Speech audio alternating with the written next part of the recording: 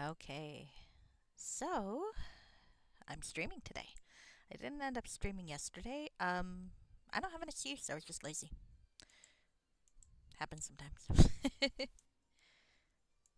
I didn't do lots of stuff I was supposed to do yesterday. I was very lazy. Sometimes being lazy is the best, but don't tell anyone I said that. All right. So I'm getting myself situated. I'm going to run an ad to kill the pre-roll. Um, this is the best time for it. And then I'm going to do some stuff. And try to get over the fact that my cell phone game just like totally fucked with my emotions. It was a single fucking character quest with a comic relief character of all things. Just like this random egotistical scientist, right? And the character, like the way the game works is that there's the main story, which is quite fun. It's kind of Chrono Cross inspired esque. And then there are some smaller episodes which are kind of like mini RPGs. Um, and then there's the crossover ones, which are quite fun. It was the Tales ones were really fun. The Persona one was fun. I've never played Persona, but it made me kind of want to. um, the Octopath ones were fun, even though I'd only played Octopath 1. The characters were all really cool. Um, and you get a bunch of characters in the story, so you don't actually need the gotcha, but there is a gotcha. Um, it doesn't have a pity system, which is a shame. But it seems, I mean, I haven't had too much trouble getting some nice characters. Just through luck of the draw. I'd like one day to get a form of every character because you can grind it up and get different forms and such, and that seems fun for me. I like things that are relaxing, that have a bit of a grind that I don't have to think about. But so the one thing is, if you get a new gotcha character, as long as they're 4 stars or up, they have character quests, which are like these little mini stories that you play with a character. And generally, it's like a couple of scenes, maybe one fight scene that's really easy because my main character is over leveled. And I use my main party because I cheat. And like you go through it and you finish up. And so this one was a very comic reliefy character, like an egotistical scientist who it comes out through the little mini quests that he looks like a teenager but isn't really. It was just like an immortality experiment that went wrong, and like his first quest was kind of a bit of a Shaggy Dog story where he was kind of taunted into getting a plant for his friend. And they were all from a future where the environment's been devastated and everyone lives in floating cities, so there are very few plants up there. He ends up getting one from the past because time travel is involved in this game and genetically engineering it. He makes it immortal because she's got a black thumb, but his rival gets her a different plant that probably will die very soon, but starts talking eloquently about transient life, etc. That's not the part that got me. But that was like the first adventure, so the poor guy's like, wah. But he's likable, but arrogant and such. So I was kind of expecting something like that for his second story, but his second story involved they meet a guy who's looking for his elderly cat, and I don't know, the end got me. Oh my god. Where you get to hear basically the last words of the cat from the cat's perspective, and oh my god. And maybe it's just because I lost mine um last year, but that hit me. Oh, you can even probably hear it in my voice now. It's so undignified. I don't usually get too affected by it. I'm kind of cold. But that one got me. Oh my god. It's embarrassing how that got me. I had to go poke my cat, who's busy in her little privacy tent, so I can't really pet her, but I could poke her, and she kind of thwapped my hand, and it was very good. But I did not expect that in my stupid fucking cell phone game. Come on. That's fucking mean. Um, so anyway, yeah, that's what I was just doing. Thankfully, there was a much more comic reliefy one that I played after that, so I have some composure right now. But oh my god, it's like and it's just this tiny little vignette. It's not even like one of the Avengers stories. It's just, and it's not even a major character or one of like the game breakers or one of the ones with big roles on the plot. It's just like this one guy. Jesus Christ, it hit me. Okay. So yeah, yeah, that's annoying. Let's get to a different, possibly emotionally wrenching experience.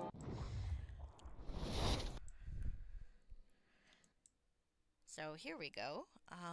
Where last we left off, I had finished the first Prophet story, and actually, come to think about it, I need to rename my stream for Prophet too, but I'll do it for the next one because we're actually going to be starting the second game in the Prophet trilogy. The first one, we discovered my Bullfrog Jones had prophetic powers. There was a massacre, and we learned why that massacre happened. And that it was basically to lure Bullfrog into a trap, because at some point in the future, he's may cause the end of the world.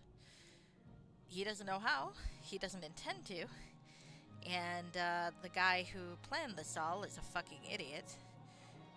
So there we go.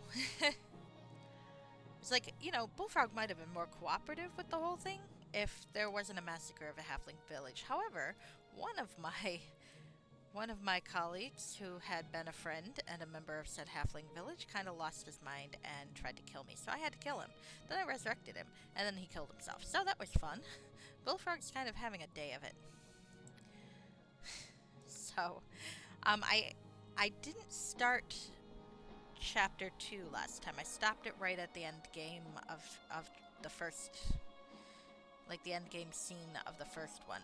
A lot of these modules have built-in area transitions, so if it works correctly, I think it will end up taking me to the next one. But let's just look at this real quick. And why am I skill decreased again? Probably something I'm wearing. Hold on a sec. Oh, I bet one of the rings. Oh, maybe not. The necklace, maybe? I don't know what I'm wearing. Hold on. I'm gonna try to figure out why I'm skill decreased. Can I move this? Maybe not. Not that. Well, I wasn't gonna keep that one on anyway, but put this on for now. Is it the... Oh, it's because the sword's fucking on fire. That's why. I think. Oh, it's the sword in general, because it's dim light. Okay, that's fine. That makes sense.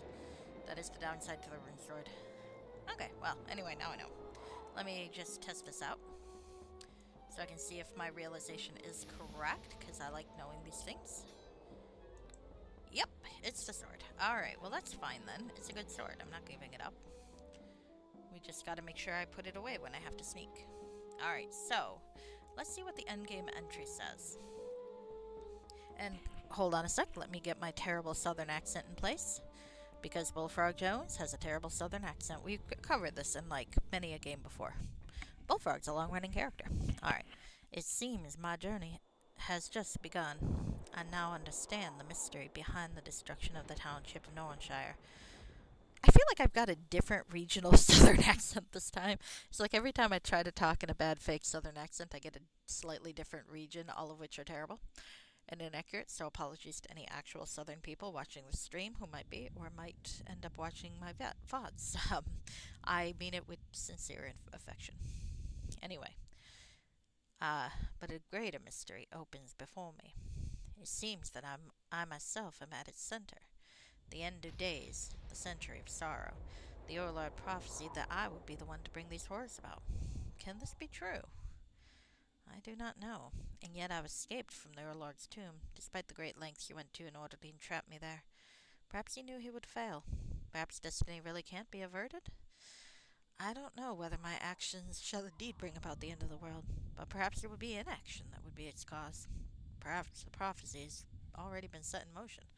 those are very good questions. I mean, it could be that, like, when my character causes, like, if my character were to try to kill himself to not cause the end of the world, maybe that's what causes the end of the world, because that's an action on behalf of my character. Maybe I won't be in place to save it. It's so hard to say. Trying to avoid fate is interesting, at least in fiction. I don't know if I believe in fate in real life. Probably not. Maybe. I don't know. I don't know how you'd know.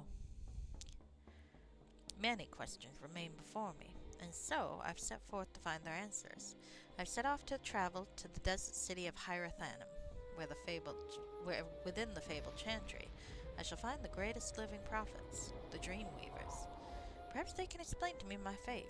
Perhaps they can tell me how to avert the nightmare foreseen by the Prophet King. This is the end of Chapter 1. Please save your character or your game and stay tuned for Chapter 2. Did I export my character? Hold on a sec. I'm going to double check that. Well, I think I did. I've got a saved game here, so if I didn't, I should be okay. But what is my character stats right now? I'm level 11. Alright, let's find out. I could just load this the old-fashioned way and find out that way, couldn't I? Who knows? I should play some more of these. Alright. So, if I were to load that, we're unpacking the module, loading the module. And we go to select pre-made, and for whatever reason with this interface, it takes it a second to realize what I'm doing. Bullfrog Jones. There's a lot of Bullfrog Joneses in here. Okay, I did not export Bullfrog Jones because that is not the level I need to be. So, at least I know. Let's cancel. I'll be underleveled. Alright, back to the endgame transition. We're gonna export Bullfrog Jones just in case he doesn't go to the next chapter willingly. That wouldn't be a judgment against Baldekaran. He wrote these modules back before the Enhanced Edition, so sometimes you get some interesting glitches in the process. Well, let's put that away. Alright, so I was going to save my character. Save character. Character exported successfully. That's how you take characters through multiple modules, by the way. Is you save character and it exports a version of the character that can be loaded into a new module. That's based on your level and your equipment. Now, when you go from module to module, sometimes you end up with things that don't work across them. Like if something has a special power in one module, that doesn't necessarily have a special power in the next module, because if that's been added in separately. So but you still got a cool souvenir, I suppose. Who can know what lies beyond this door? I can know. Alright. You've come to the end. Beyond the door awaits Chapter 2, entitled The Century of Sorrow. Do you wish to step through? Yes. I do. Alright, it looks like we're gonna direct transition. That's nice. Looks like it's actually working. Good on you, Baldekaran. Maybe. If it loads. Here we go. It looks like it is. The story continues. I am now the prophet. I've also acquired an item called PC Properties. I'm never really sure what that means. I'm sure it's got a point. So let's poke around here and see if there's anything we need to look at before we start. Anything new and surprising. Now I'm talking like Bullfrog Jones. Alright, standard Prophet Series book. Okay. Yep, I've read that before.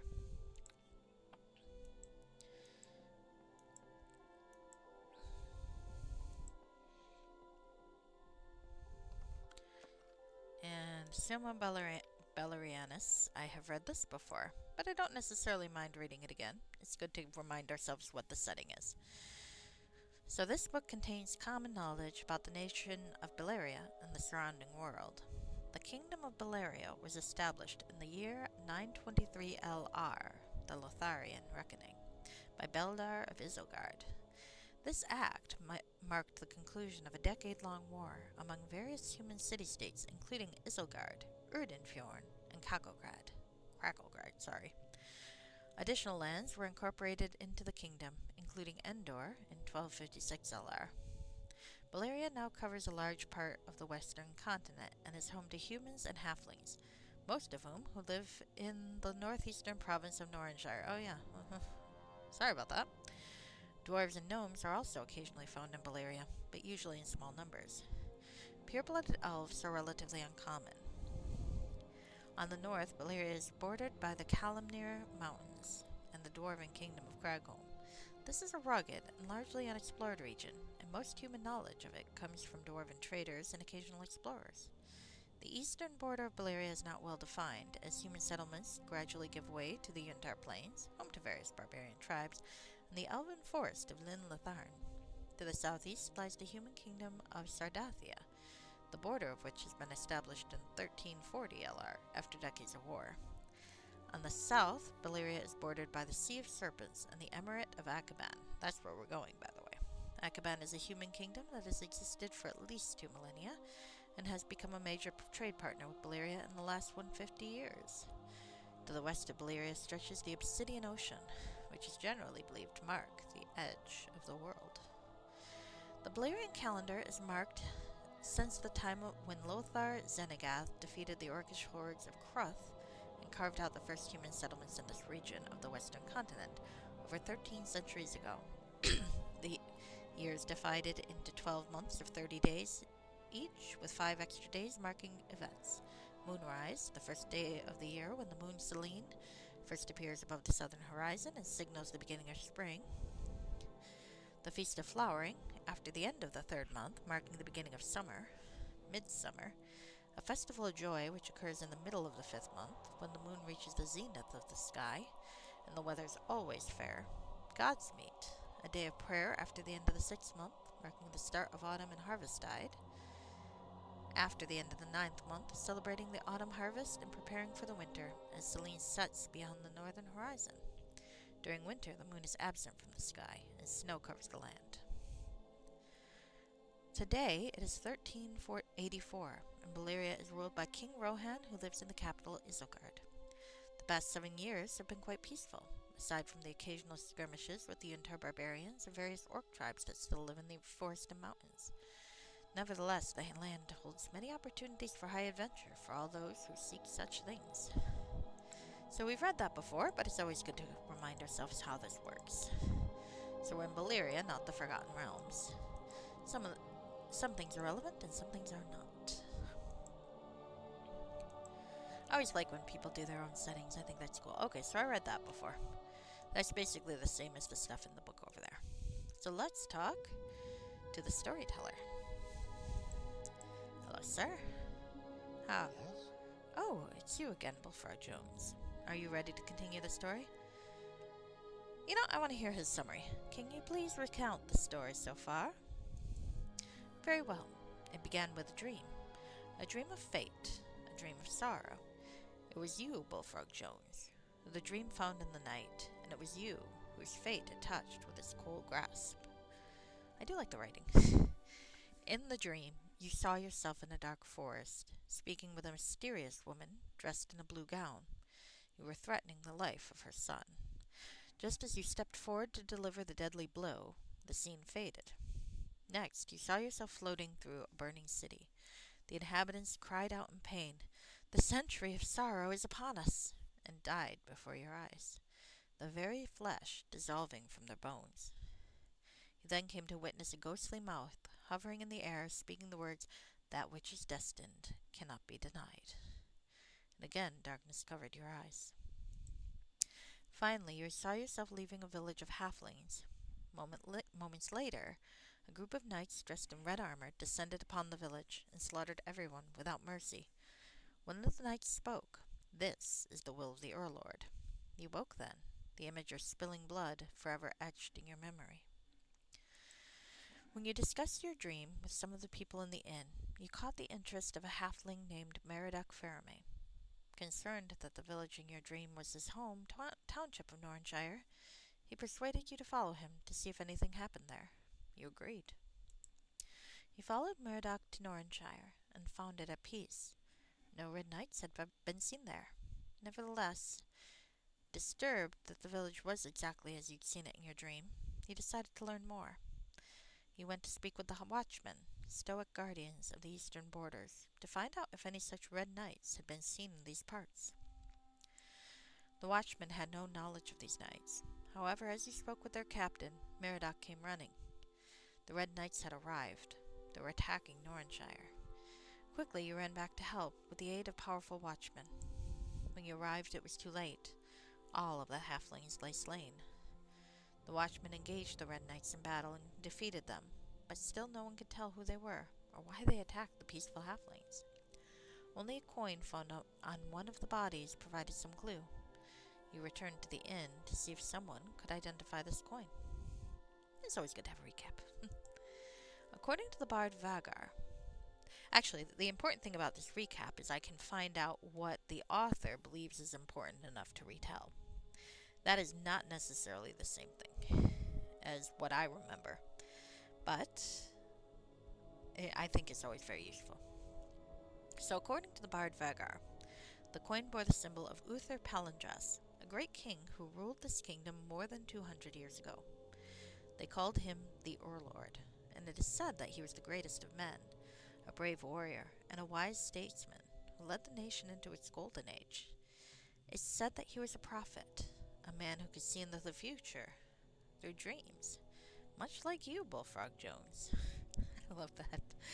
I love seeing these dramatic lines followed up with Bullfrog Jones, which is such a dumb name. I love it. Jeremiah. That's his real name, by the way, is Jeremiah. However, at the height of his reign, Uther Palindras mysteriously abandoned the throne. He vanished from the knowledge of men without a word. Some believe he left upon a quest to defend the lands from some danger revealed to him through his prophetic visions. Determined to find out what was behind the destruction of Norrenshire, you set off on a quest to find the Prophet King. Thus began Chapter 1, By the Will of Kings and Mortals. Yeah, that was all the prologue. This is a substantial series. In your search for the Prophet King, you explored ruined castles, abandoned mines, and braved the dangers of the Feyrathian forest and the poisoned fields of the Black Marsh. Along the way, you rescued an elven ranger named Larian Tlnangareth. I will never decide on a proper pronunciation for that name. Poor Larian, who agreed to help you in your quest. And at last, your journey led you to the elven forest of Linlatharn, until Rissovane, the city of the trees. There you spoke with Lord Evanorn, an old friend of Uther Palindras. The ancient elf told you that the Prophet King had seen some terrible vision, something about a century of sorrow, which made him abandon his throne and travel to live out the rest of his days atop the highest reaches of the Delthoran Mountains, the Shattered Peaks. And so you set off to the Great Mountains. But first, Lord Evanorn gave you a precious gift, a magic gem called the Silanthier. It would allow you to travel across the astral lattice of life. Is it lattice or lattice? I don't know. Anyway, and to return to Rithsylvane in an instant if necessary. I read a lot of fantasy, so I see a lot of words like that, and I don't actually know how they're pronounced. And I'm always worried I'm going to say it wrong. The mountains held dangers even greater than the perils of the Black Marsh. In the Shattered Peaks, you fought with armies of vicious goblins, that's true, crossed fields of fiery lava, and even faced an ancient white dragon. Technically, I could have theoretically skipped that, but it was better not to. But through this all, you survived, until you looked upon the great tower of the legendary Prophet King. Within the tower, the mystery of the Urlord began to be revealed. Within the tower, visions of his past haunted your dreams. Within the tower, you learned of his great burden of prophecy, the burden you yourself carry as well. The Prophet King had indeed ordered the destruction of Norrenshire. He had committed this heinous act in order to prevent something even worse, a century of sorrow, a century which was to herald the end of the world. His plan was to capture the one who would bring this to pass, the Unmaker, the bane of history. And then you learned who the Unmaker was. It was you, Bullfrog Jones. It was you who the Prophet King had seen in his nightmares. You shall be the Unmaker, the one whose destiny it is to destroy the world. Uther Palindrast had destroyed Renorrenshire because he knew that you would see it in your prophetic dream. He destroyed it so that you would come to seek him out, so that you would come into his trap. But you are not trapped. By using the Selenthere, a gift from the Urlord's old friend, you could escape, and so you turned to leave. Your loyal companion Meriadoc was overcome with grief. All of his kin were murdered in cold blood only to capture you, Bullfrog Jones. Now you would just walk away and onward toward the terrible fate that the Prophet King had seen? Meriadoc could not let this come to pass, and he struggled to destroy you himself, and you fought him to death, just as you had foreseen in your own dreams.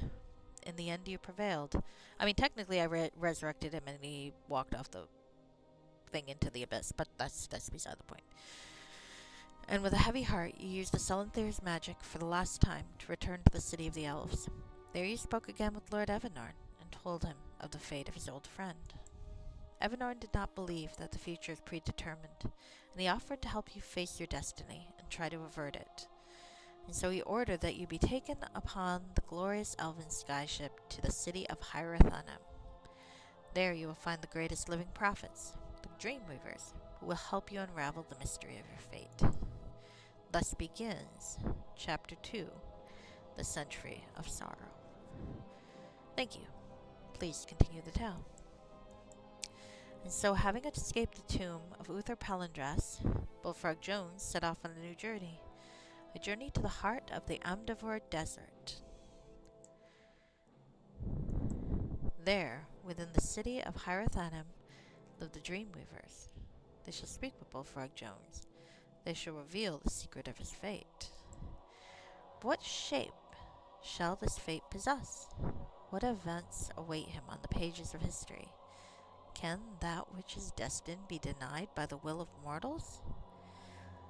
This only time can reveal. Well, let's begin. So, oh, look at this. Doesn't this look really cool? We are in a flying ship. Let's look at it from different directions, and I'm going to pause just in case. Look at this. Doesn't this look awesome? Isn't it cool? Look at that. It looks so great. It's a still model on like tile set of clouds, but it's gorgeous. Look at it. It's so great. Baldacaren does such great stuff with the environments, I think. And of course, I don't know if he made these models or if he or if some other person in the community did, but they did fantastic work. One of the many, many great things about the Neverwinter Nights community is not just the fan-created modules like the one I'm playing here, but there's so much fan-created content. And different people do different things. Like there are people who make beautiful models like this. There are people who make tile sets. Hi, kitten. Come here. Sorry, my cat's distracting me because she's adorable. Alright, I'll give you another one of these. I spoil you, but I'm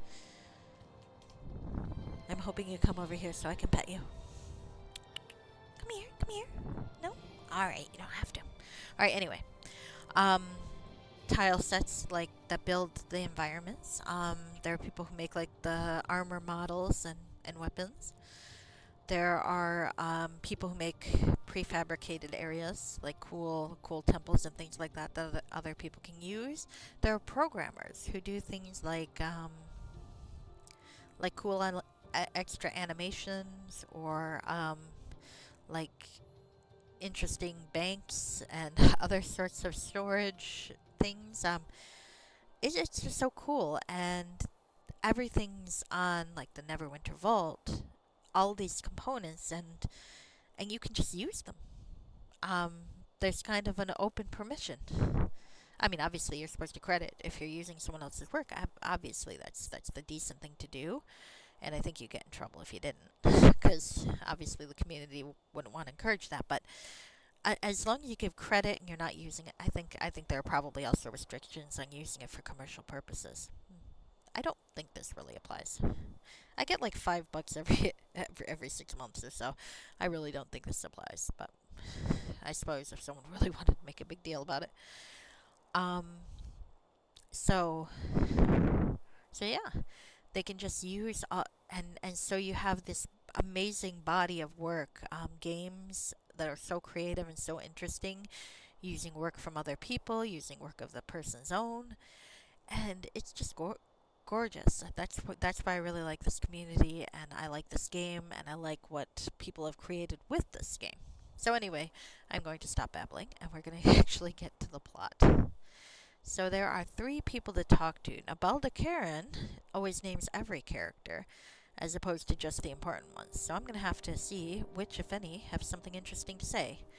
We'll start with Neleril Letnath, who is perhaps a elven fellow. Greetings, sir. This one does not have much to say. We've got Erlan Narasia, who appears to be a twin of Neleril, and has a similar eloquence. Now, Elvin Lenelair. Now, Elvin I wouldn't think of as an elf name, but, well, Elvin, I guess it does make sense. You get that sometimes. There'll be names that end up in, like, two very different cultures. Like, the name Naomi is a name that's in Europe a lot, but you find it in Japan. And at least as near as I've ever been able to tell, one did not just kind of appropriate it from the other. They just kind of both evolved the use of the name separately. Oh, he's also equally eloquent. Okay, well, that's not how we move on with the plot. Is there anything else I can interact with? Oh, there's Ethereal. I can talk to her. Or I can go downstairs. Let's go downstairs. I feel like Ethereal is how I'm gonna move on with the plot. Alright. So we've got this tiny room. We've got a map room. We've got a book. And a map. Oh, here we go. A book. Shall we steal this book? The Sea of Sand. This old book was written by Laneril Arturus, an elven scholar of geography from the 6th century LR. In it, he describes the kingdom known as Akaban, and the great desert called the Amdavar. In the first pages, Laneril provides a rough map of the kingdom, which lies to the south of Lindletharn and Bellyria, just above the Bay of Storms. So we're talking about 1500 years ago. Just so we know. Because we're in 1300 LR. Well, 1380 something, I think. The coastline of Akaban is a lush jungle, only partially tamed by civilized humans. The main settlements are near the mouths of two rivers, the Ferazadi and the Thetis. The capital and largest city is called Anakorum, and lies at the mouth of the Thetis River. Other major cities include Jalbarad. I remember that being mentioned. I think Uther saved them or something. And Fraxis, both along the Ferazadi River, and Sharam Kol near the border with Sardathia. Almost all of the population of Akaban lives along the coast, between the city and the jungles. Further south, the jungles rise along the slopes of the Akan Mabir Mountains. Still further, the mountains end in a giant cliff, beyond which lies Amdavar, the Sea of Sand. The Amdavar is largely uninhabited, with two important exceptions. First, the desert is home to the tribes of nomadic dervishes, who are said to know its every grain of sand. Second, deep in the desert, there lies the ancient city of Hierathanum, home to the fabled chantry of weavers. According to Laneril's account, Hierathanum is built against the northern cliffs of the great stone formation called the Thargonar, which rises like a horn from the sand. This stone formation reaches high into the sky, collecting moisture along its western edge. The moisture condenses into small streams of water, which trickle down the slopes and provide water to the people of the Hierathanum. According to the accounts of travelers, the people of Akaban are cordial and civilized, but they do not trust outsiders. As one ventures away from the main trading centers along the northern shores, their society becomes increasingly closed and the people increasingly reticent. Their attitude is particularly unfriendly towards non-human races, toward whom the Akabari attitude ranges from distrust to outright hostility. Ah, so they're all racist. Gotcha. I say, smoothly dismissing an entire civilization in the generality. When traveling in Akaban, One is cautioned to show respect and humility and not draw attention to oneself. That seems like it might be difficult given the kind of adventurer Bullfrog Jones is. But we'll have to see. Pardon me, I'm going to grab this blanket because it is warm. I'm thinking about getting myself a bathrobe. I feel like that would be very comfortable. More so than this Mandalorian t-shirt my mother got me, which is very nice, but also a t-shirt, and it's a little cold. I guess I'll leave the book here because I feel like Ethereal will probably want to access it. So let's look at the map. Will we have map travel in this game? I'm going to guess no, but I've been surprised before. The map depicts your route to the southern kingdom of Akaban. Near the top, it shows the southern edge of the forest of Lin Tharn, where it borders with the nation of Sardathia. There, the map is marked with the words Hills of Kumir. Further south is depicted a large body of water named the Bay of Storms, and south of that, the shores of the Akaban stretch along the bottom edge of the map. So that's where we're going. So what's in here? Oh, there's a weapons rack. Can I steal some weapons? There's some spears.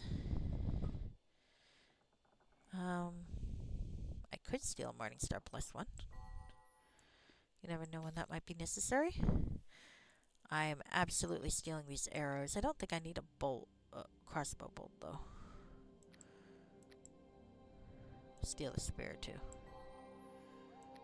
Why are we stealing the spear? Because I can. Because you never know when you might need some +1 weaponry. Composite longbow, Kwando, Pudao. Those look vaguely Asian inspired. The Kwandao kind of looks like what I would identify as a Naginata. But I'm a little more experienced with Japanese culture than I am with Chinese or Korean culture, or possibly Cambodian or whomever. Oh, hi, Larian. Greetings, Larian. It's good to see you. Oh, sorry. Greetings, Larian. It's good to see you again. You, my friend. It's a long journey that has brought us here, and I expect a longer one that still lies before us. Indeed, it is good to have you at my side. I'll remain as long as you need me. And do not worry about what awaits us. What the Overlord believed about my fate? I don't believe in fate. Whatever awaits you depends on the actions that we take. Thank you, Larian. It's comforting to have your trust. You've earned it. Now come, let us continue this journey together. Aw, Larian's such a good egg. I have to remember how to move him out of the way so I can look in this chest. There we go. That worked. Oh, hello! Hello, hello, hello. We are taking that. We're going to take these spells. We're going to take the healing kits. You better believe. We're going to take the potions. You better fucking believe. I think we could probably do without these. I'm not that kind of rogue. Alright. So what's this way? Alright. Oh, it's a cabin. Is this our cabin? Or, our captain's cabin? I'd like to think it's ours. Oh, there's 4 beds, so it might be everyone's cabin. There's more than 4 people on the ship, though, so probably not. Alright. Pardon me, Larian. I keep barreling the poor guy over. That seems rather rude. Seems rather rude indeed. Alright. So, I've talked to these 3. The triplets. Let's talk to our leader, but first, I'm gonna fucking save my game. Hi, Zerodine. How are you today? Alright.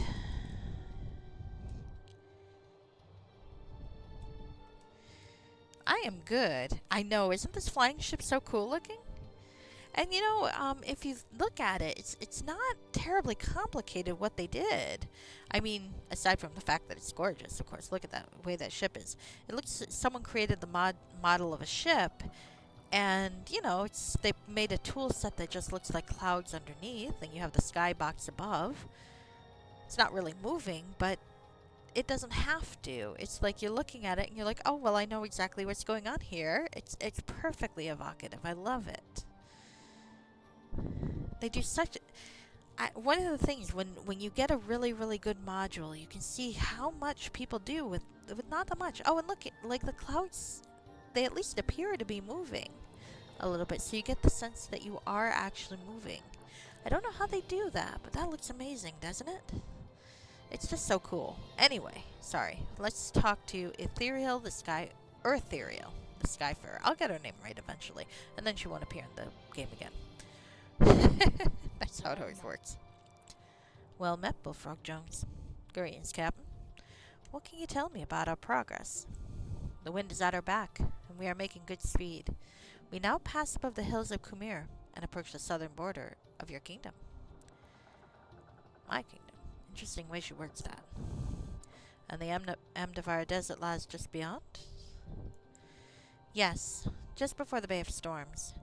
But we must stop and replenish our supplies before we enter the desert skies. We must refill our supply of water in particular, for the liquid of life is hard to find in the Amdavor. I mean, that's true. I mean, even if we're flying, you don't know. We could still run out. Oh, her model looks very cool, doesn't it? And where do you plan to resupply? Just ahead. We shall set down beside a lake in the hills of Khmer. When do you plan to land? Within the hour. We just need to find a good spot to tether the skyship. Excellent. Then I'll leave you to your preparations. I wonder if the ship actually lands, or if they just tie it up and climb down. There's a book series by Martha Wells, it's called the Rexura series or Chronicles of the Rexura. I'm not sure what the series is technically called, but there's a part where they have skyships like this, and this reminds me of that. They're so cool. May I ask you something, Bullfrog Jones? Certainly. I'm curious. What is it that you seek among the sands of Amdavor? Well, I could be cryptic, or I could be honest. And honestly, and Bullfrog's tired of getting jerked around. So you know what? He's gonna be honest. He's gonna be, and she's doing him a big favor. So if anyone deserves to know, she does.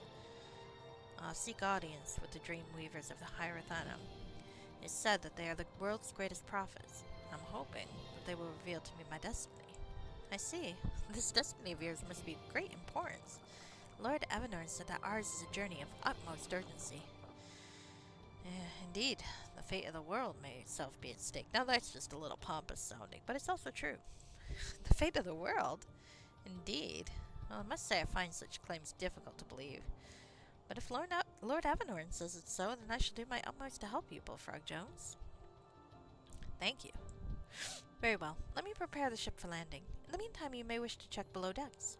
Lord Evanorn has left you with some sort of... Oh, so I didn't steal it from her. I claimed... There, I see a lake. Bring her port side, 15 degrees. So I already pretty much ransacked the cabin. I don't think I need to go back down. But it turns out the shit I stole was shit that was meant for me. Beginning the descent. And we are in the hills of Khmer.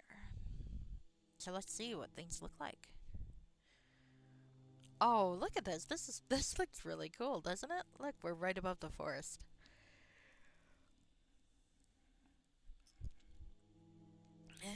And we are indeed tied to the ground. That is so cool. I wonder how they did that. But I love the ladder alongside. Isn't that spectacular? Let's talk to Larian. I don't know if his dialogue changes in this module. Heal. Oh, okay. I can't just chat with him, but I can ask his advice. So let's do that. Certainly, go ahead. Never mind. Let's just continue. That might be a hint system in case I don't know what the fuck I'm doing. Which is fair. I quite liked...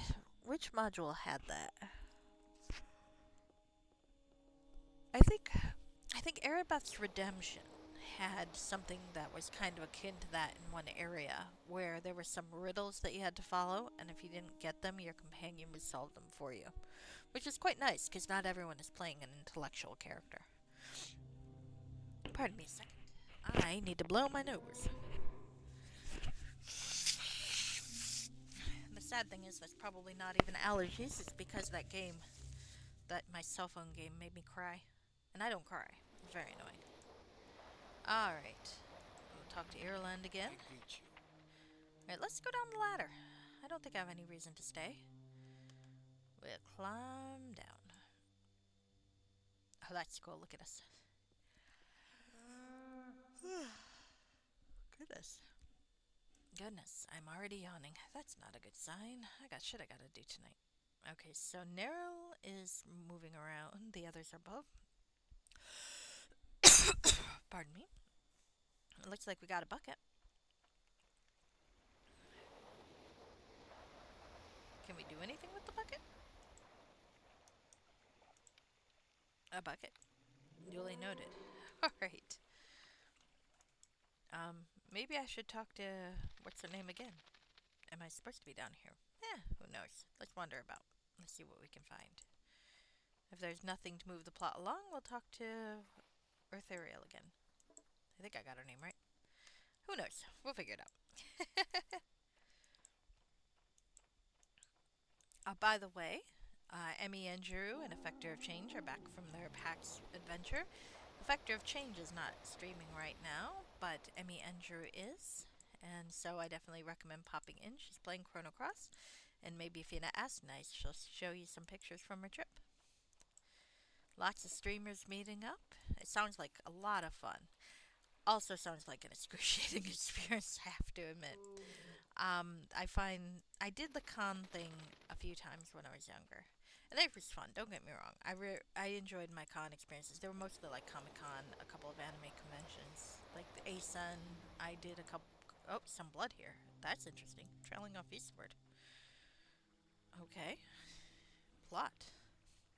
So like when I was in high school, I went to ASUN a few times in Chicago, and I went to Comic Con in Chicago in the mid zero zeros, which was not me in high school. My high school time was 97 to 01. I am old. but but I haven't been to a real convention in like 10 years, and well, maybe a little, no, about 10 years, maybe more than that. And I don't miss it. The crowds are just not my thing, and anxiousness. And I remember, this is really embarrassing. I can't believe I'm saying this online. And actually, come to think about it, I have to pop into my studio for YouTube because I'd thought about putting a jump cut into my last video where I talked about my cat Steve, and then I decided I'm going to leave it there. As it turns out, Eddie hasn't twitched in her eye for a while, so I'm thinking it's okay, but I'm keeping an eye out to see if she does it again. It's not really a twitch, it's just like she blinks a bit more with that eye, and it makes me a little uneasy. When I first got her checkup, I pointed that out, and they looked at it. They didn't seem to see anything, but that always makes me nervous. When you have Eddie's very, very young and very healthy. There's no question about that. But my prior cat would be, well, she was 2 years old when I got her, and I got her in 2010, in November of 2010. So, it's 14 years later. She died last year, though. She died in April of 2023, so she would be 15, which is, I think, a pretty good age for a cat. She had a heart murmur and such, so she wasn't completely healthy, but towards the end, she had cancer, and I hope she had a good quality of life. I gave her medication and so on, but it did make me a little bit paranoid. So poor Eddie, who's a quite young, she just turned 2 in February, according to the birthday the vet gave her. And she was in very good health when they examined her. It's a per flea issue, which we have since dealt with. Um, she doesn't really itch too much anymore. I'm realizing. That makes me happy. She used to itch quite nervously even after the fleas, and I'm realizing I haven't seen her itch in a long time, so I'm really happy about that. That makes me really happy. Okay, well anyway, um, I watch her like a hawk. It's awful. I watch her go to the bathroom, which is disgusting. Um, and but but Steve had constipation issues, so I watched Eddie do everything. The smell is grotesque. I'm constantly hovering over, is she eating enough? Is she eating too much? I'd rather I'd rather have her eat too much than too little because I figure the vet can tell me if she's a little overweight, we can adjust that with a diet or something and figure something out. But I mean, I don't want her to be unhealthy, but I'm not going to worry too much about that. I say as I talk about how I'm worried about fucking everything. So blood's led into this cave. So let's see what's going on here. It looks like a pretty big open area, and the cave reeks. So let's sneak. Now I'm a thief, and Larian is a ranger cleric, so we ought to be able to. Oh, sweet sweat, ransom meat, and burning flesh. Oh, that can't be good. Do we have cannibals or like giants who are eating people? I don't think that really counts as cannibals because you are a different species. Oh, ogres. Ogres are a good thing there, and by good I mean not good, but an explanation that's worthwhile. And a hill giant chieftain. Shit, we got both. All right. Well, you know what? I think we're gonna have our first battle of the module. Remember, rogues and bards get to use magic device skill. I love that skill. Best part about that is getting to equip monk gear like boots. I mean, you could just do a class in monk, but that's kind of unnecessary unless you want to play a monk. I actually haven't played a monk for any of my Neverwinter Nights module adventures yet, have I? I'm not a big fan of monks. I also haven't done a barbarian, though I would like to. I've always thought playing a barbarian would be fun. I just never really got around to it. Maybe the next time my in-person group will do one, I'll play a barbarian. That would be very cool. I like to play slightly eccentric types of characters in general. Oh shit. That's not good. I might need to reload. Yep, Larian's already kind of fucked up, so I have something that's immunity to fear though. So let's see if I can have that and can get that ready. Save scumming. I like to play somewhat eccentric types of characters. I never really know which ones I'll connect with and which ones I won't. And we play different games. Um, the fake accent I'm using here, I actually created for a character in a Wild West game.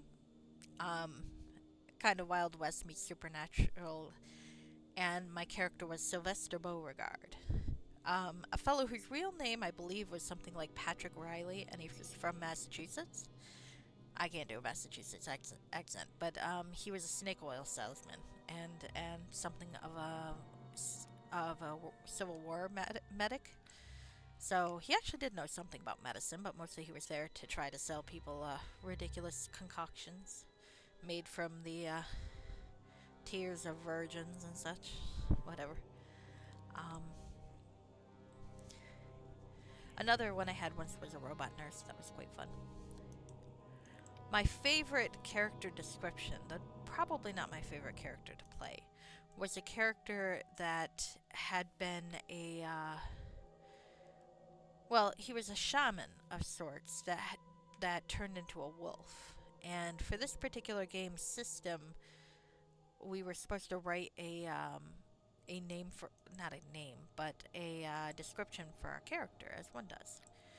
And I remember like a one sentence concept description or something like that. And I remember the concept description I gave him, I'm very proud of because it was wolf, comma sometimes guy.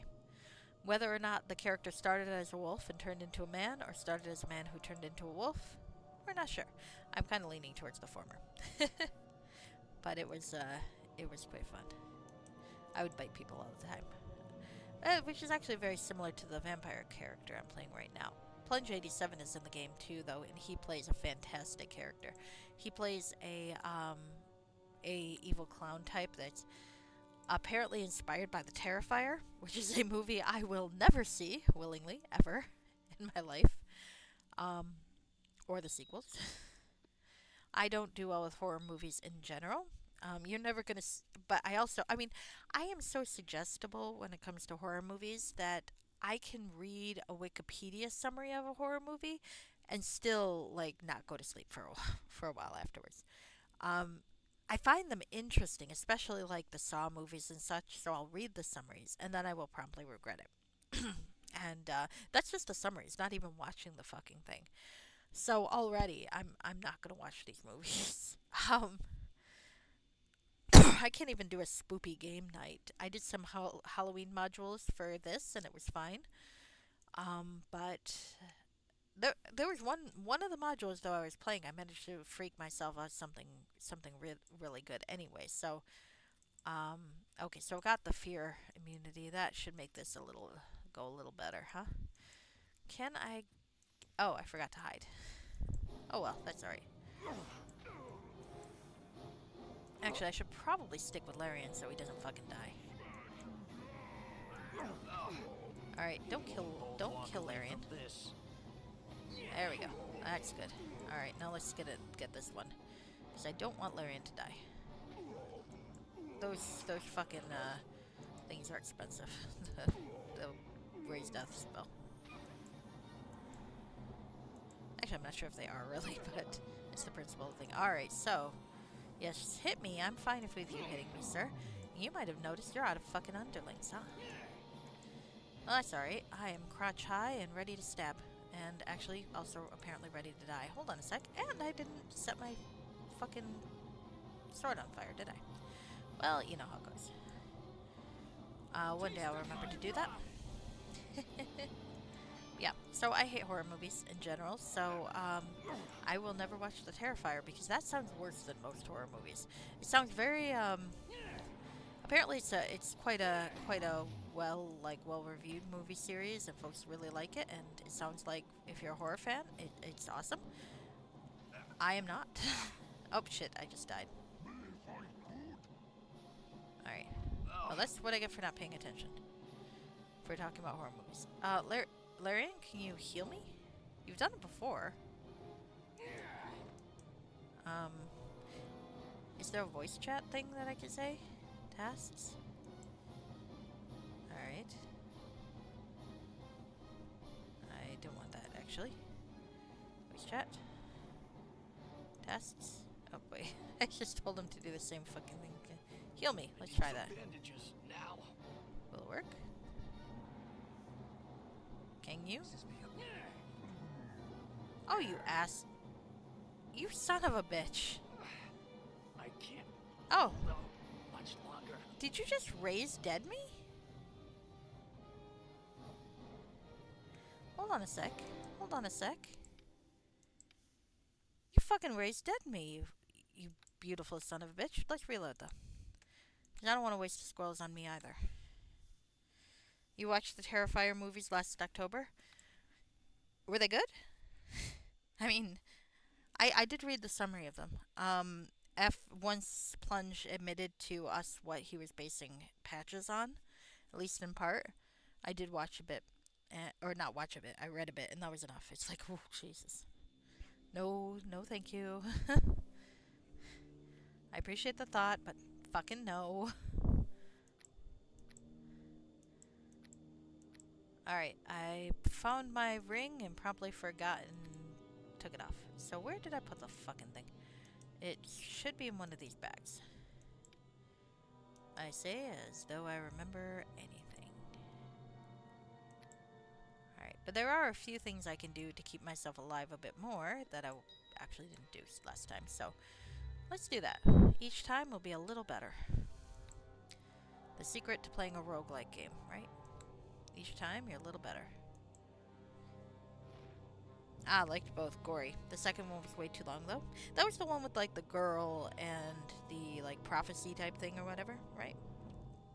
Yeah, gory. Yeah, I don't do well gory. I watch... Every so often, I'll watch a more mild horror movie if it's got, like, an actor I like in it, but I think the only time I ever did that was Bride of Chucky. And even that was kind of borderline for me. I mean, it's Chucky, so it's not that bad. I won't watch the other ones, though. And even that one, I don't know. I watched that because an act felt to try hard with the prophecy stuff. Well, we'll see how it goes following up. It had an actor I liked from Andromeda, the TV show that Kevin Sorbo ruined. Sorry, I still have a grudge. Andromeda was a really neat sci-fi show concept that came out in the 90s. there were a couple shows, and they were apparently based on like notes by Gene Roddenberry, who did Star Trek, obviously. Though obviously the writers had to expand on it a lot, and there were a combination of factors. But the first season was really, really intriguing, and it was about a captain who of essentially a federation style society. They called it a commonwealth, who ended up in a black hole and like suspended in time. And when he got yanked out, it was hundreds of years later, and the entire thing had fallen. So it was like this kind of like the space equivalent of like Mad Max, with people out for themselves, very mercenary. All the civilizations isolated. Some of them were quite nice, and some of them were very, very much not. And there were a lot of really interesting characters and such. And then Kevin Sorbo, who played the captain, got more creative control, and things became a lot less interesting all around, and became a lot more uh, with his character kind of playing poor man's Kirk, and not even with Kirk's charm.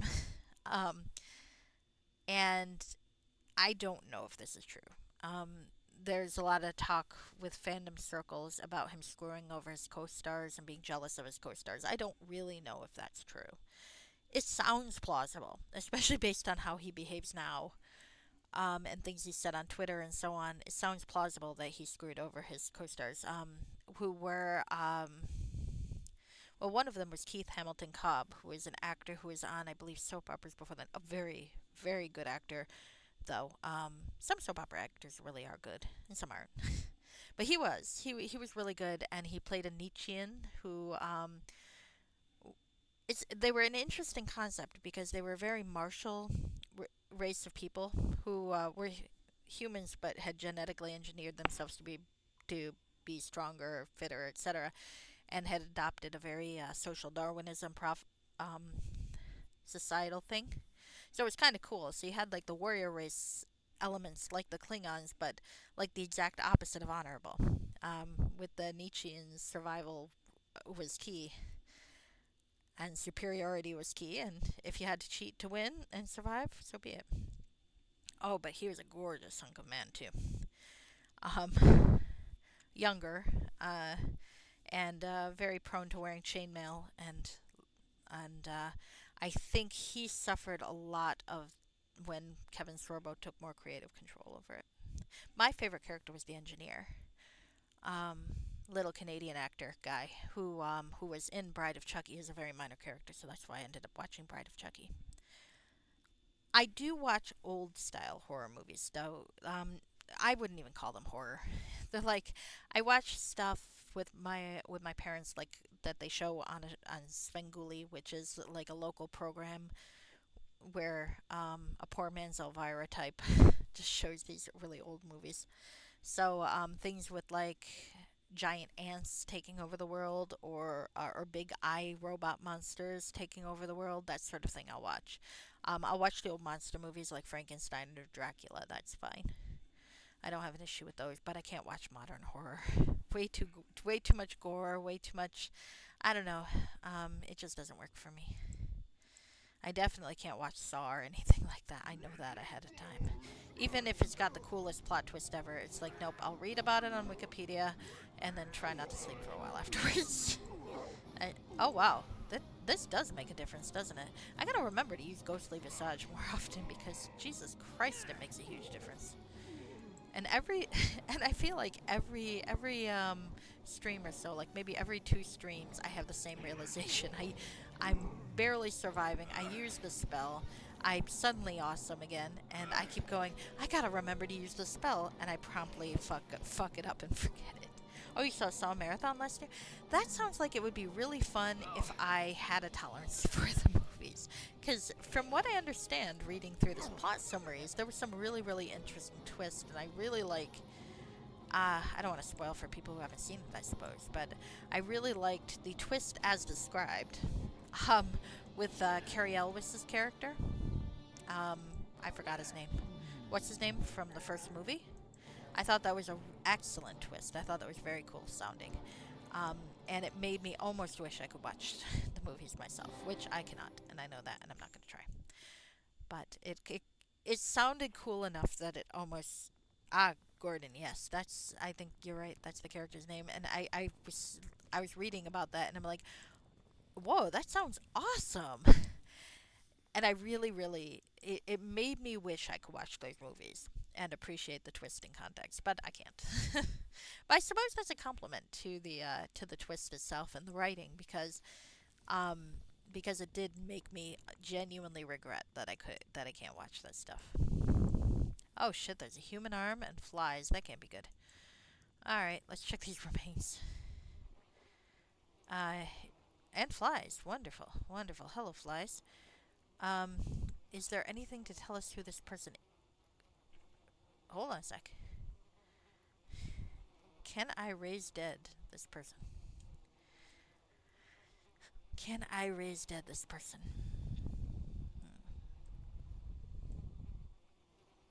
I remember reading the summaries for Hostel, um, and it really just sounded like a Saw ripoff. I was not terribly impressed by the plot description.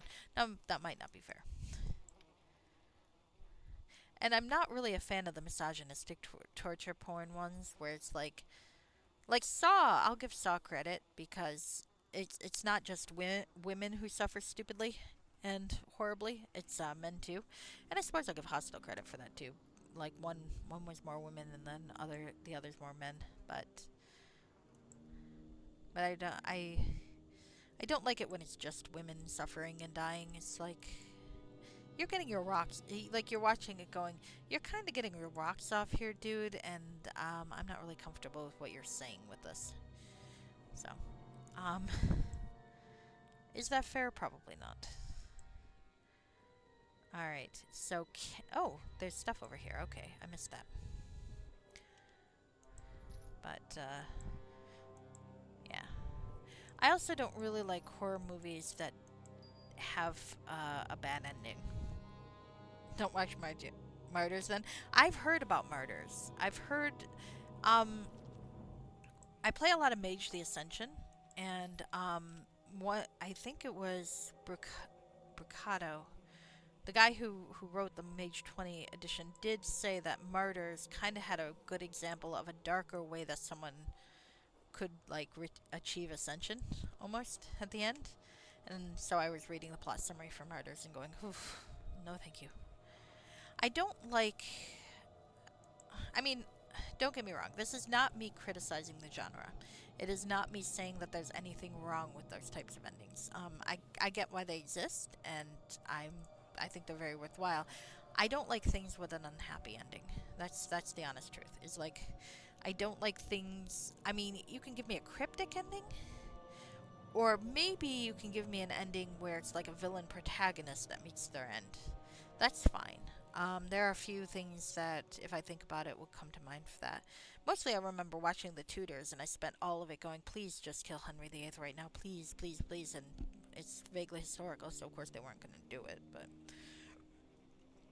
or something like Sweeney Todd, where it's like, yeah, I'm happy to see the villain meet his end eventually. Um, I'm sorry. It's like I don't. I know he's been through a lot, but I don't believe in the idea that you need to murder to cope. um, but in general, it's like I don't particularly like things where the bad guys win or every. I don't mind. I don't mind an ending where the heroes have to die to accomplish what they want. I don't mind that. I liked Rogue One, for example. I thought that was really good. And I obviously we knew go. Sorry for the spoilers. I'm spoiling everything right now, aren't I? But I liked that. I thought it was good. I don't mind a movie where the heroes don't make it out alive, but I want there to be some kind of triumph involved with that. If they're gonna all die, I want them to accomplish what they were trying to accomplish, or at least move things in the right direction, so that positive things can happen later. I don't like things that are just bleak and these people are just suffering for the sake of suffering and they're gonna die and nothing's accomplished, and these horrible people are just going to continue with what they're doing. I don't like that sort of thing. Story. It does not work for me. And again, not judging it. I'm not saying that those stories that there isn't a place for those stories or that those stories shouldn't exist. I'm glad they do. I just don't like them, and I will not watch them. So that's and I think those are most common with horror movies, and I'm not really a fan, unless it's really wacky, like The Hands of Manos or something, where that ending you're just like okay, or if the characters are just so awful, you're just like, all right, watching them suffer. But to be honest with you, I'm not a big fan of things. Ah, very large man-like creatures. Gee, would you say a half giant that is murdered in that cave, Larian? Because I kind of think that's what you're describing. I mean, so there is an appeal in watching a terrible person suffer, don't get me wrong. But in general I prefer watching characters that if I don't like them per se, I do find them compelling. And that's kind of an issue I had with like things like Mad Men or Breaking Bad. It's like I could tell they were really well written, the acting's amazing, the characters are complex, but I still kind of hate them and I don't care. And if I don't care about the characters, I'm not going to want to continue reading or watching or anything like that. That's just like how it goes. I did like Walking Dead though. I watched Walking Dead until they wrote out the original main character. I mean, I was really kind of checked out the season before because I thought they made a really big mistake in killing off one of the characters that they killed. I'll put it this way: killing off the main character to me would have made more sense than killing off the character that they actually killed. But I found that very compelling because even at his worst, I really like the main character, and I really found his struggles to keep his morality, which he occasionally lost. And did some pretty horrible things, but I found that really compelling. So I watched the as much of it until they lost him. Daryl Dixon was fun, but he was not to me the main character, so I did not continue watching after that point. So, those are my thoughts on many a thing. Sorry, I'm just tangenting today. Okay, let's talk to Ethereal again, because I killed some ogres. I hope that's all I need to do Well there. met. Well met, Bullfrog Jones. Please be patient. We shall leave as soon as we can. How long will it take? Not long. Just a few minutes to replenish our water supplies. Okay. Well, I mean, I went in there, I got some stuff. I didn't do anything plot sufficient. Did I? No, not really. Is there something I need to do to move the story along? I mean, I guess you could talk to her again. Will she say something Well different? met. Ah, okay. There we go. Well met. We've completed replenishing our supplies. Are you ready to continue the journey? Yes, let us depart. Blah, blah. I liked the both Dune movies that just came out. Um, I suppose in a way that you got a villain protagonist sort of thing going on there, but I rather enjoyed it. I do like I really like reading stuff where people talk about the adaptation element of the books, what they take out, what they leave in. I don't really like reading like game rants version of it though, because every so often they just sound like they're going like fan geeks going, well they changed it so it sucks. Like okay, well let's talk about what the changes are and why they suck. Um, and they're not always good at that. So now we're in the I sky greet again. you. I greet Alright. you. Shall we go I downstairs and see greet if you. anything's changed? There we are. Yep. Oh, how did I get on this? Oh, yeah, I was talking about characters who played. So, Plunge plays a very excellent, sadistic, horrible clown. And my character is probably equally as horrible in his own way, but he's not. My character's more just a killer. Um, he thinks of humans as cattle because we're playing vampires, so he just doesn't give a shit about them. And that's what you're dealing with my character. So he's not sadistic per se. He just doesn't care.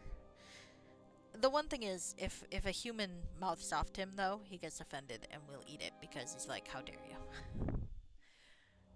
But I don't come up with any of the clever deaths. My thing is just basically in the middle of the plot. He'll be like, "And the human mocks you," and I'll be like, can I eat him?" And generally speaking, our dungeon master, storyteller, whatever you want to call him, goes, "Yeah, sure," and it makes me smile. Um, Emmy Andrew plays in that game too. Her character is much more complex and not so evil. Other, yeah, but I like characters that are a little weird, I suppose. I think that's where this topic started. I think so. I can't remember. Jesus Christ, trying to track my own thoughts. There's a logical sequence with how my topics shift, but for the life of me, even I can't track them after a while. It's like I try to get back to what I was saying before, and I can't. It's like fuck. Um, I do remember I'd mentioned Sylvester Beauregard. I've mentioned Boris the Wolf, sometimes Guy. Um, yeah, I play a lot of weird characters like that. All right, let's talk to Ethereal again. Well met. Well met, Bullfrog Jones. Is this not a beautiful day? It is indeed beautiful. How goes our progress? Fortune is with us. Look below. We now pass over the Bay of Storms. Only another day should pass before we see the northern coasts of the desert kingdom of Akaban. What can you tell me about Akaban? Not much, I'm afraid. I've never been this far south, nor has any of my acquaintance. I've heard it said that the Akabari are proud and righteous people. To their enemies they are fierce and merciless. To their allies they are just and fair. To their friends, I don't know. I know of no nation who considers Akaban a friend. They are a closed and mysterious society. Do you have any advice on how I should approach them? Do so with humility and respect. They are fiercely devoted to the laws of their land, and I suggest you take care not to offend them. What are the laws of their land?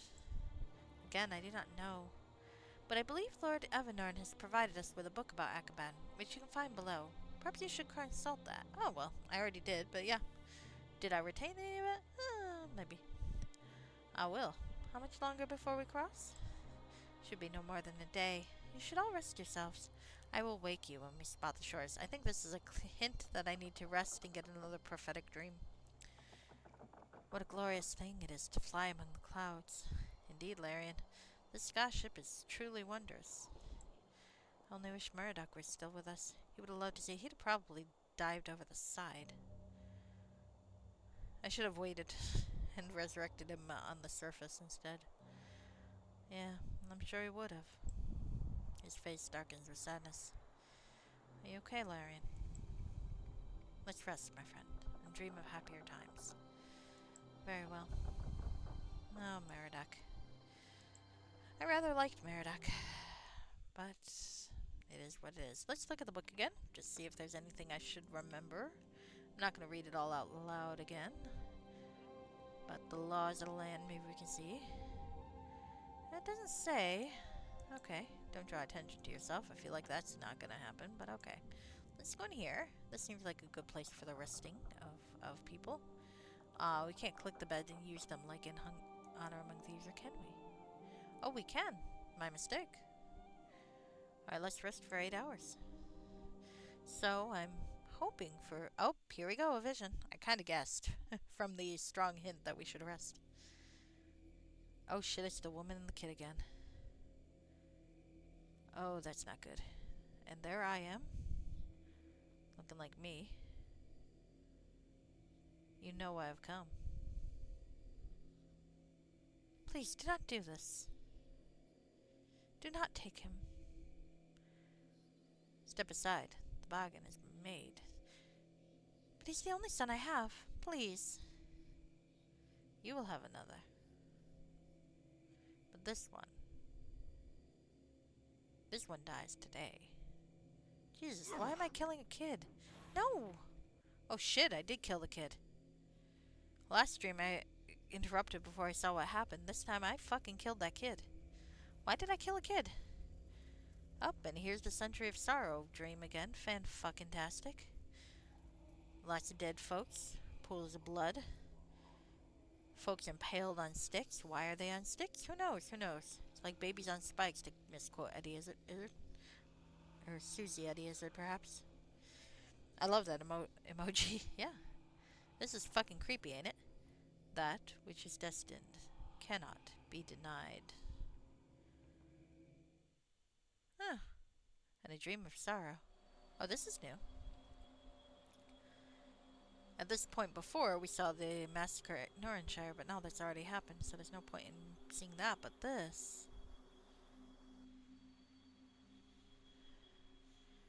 There's a statue. A man in a robe.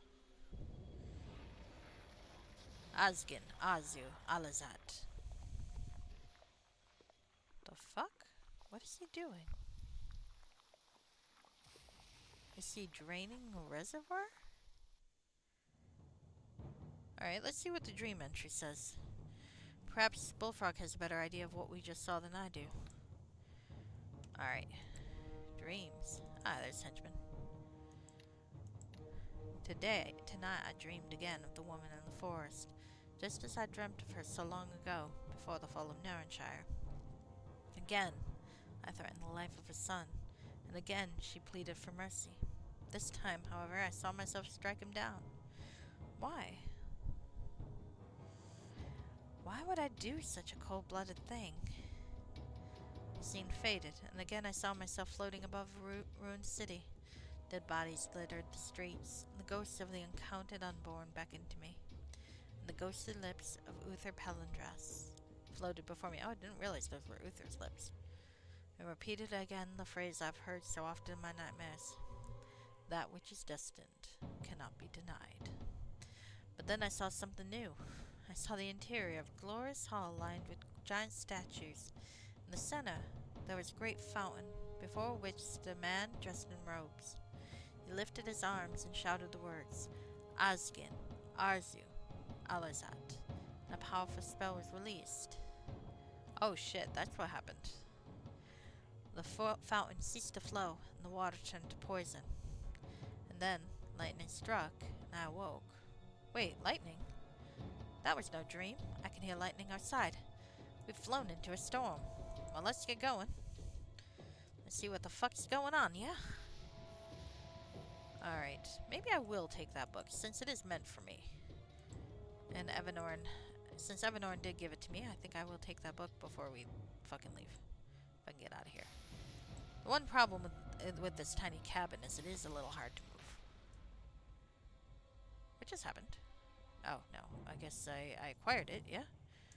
I just closed my thing at the same time as I acquired it. Alright, well, I'm a fucking idiot, don't mind me. Oh, in the eye of the storm. Oh, shit, look at this. Man the riggings. Are you alright? Grab something and hold on for dear life. Turn into the wind. The wind!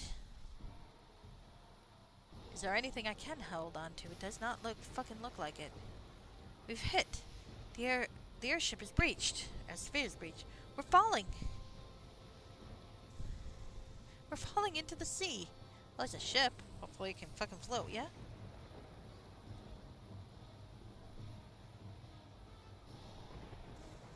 I didn't get a dream of them dying. That might have been useful. Oh, did Larian just die? I might have to resurrect him. That looked like Larian might have died. I find myself washed up on a foreign shore, with my regeneration interrupting the mood. Alright, what the fuck happened to Larian? Okay. Only by miracle have I survived the fall. But what about Larian? I should search the beach for him and other survivors. Oh, I'm not in great shape, am I? Alright. See what we got here.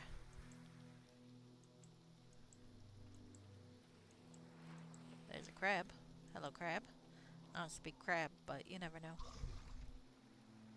What did I just do to the crab? Oh, okay. Just kind of poked it and it did something. Ah, I'm on the sandbar right now. Oh, fuck, there's a henchman remains. That looks like Larian. Well, as it happens. I did pack my trusty resurrection spells. Where's the other one? There we are.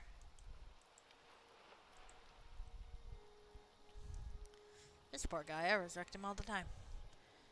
Nature's thanks to you. What happened? The ship was struck by lightning and fell into the sea. By the gods, now I remember. But where are we? Not for sure. But I think we fell just at the edge of the Bay of Storms. I think these must be the shores of Akaban. We must look for other survivors. Or corpses. Come on then. Alright. You know, maybe I should give him my spare regeneration ring. It doesn't heal as much, but even a little bit would probably help, you know? Here, wear that. Yeah, let's see how long it takes for him to actually get some health back. 1, 2. Alright, there we go. Okay. Alright, so I found Larian. He's alive. That's good. Let's see if we can find any of the others. There's a monkey. The monkey's not one of the others, but good to know. Always like a monkey. Our cousins.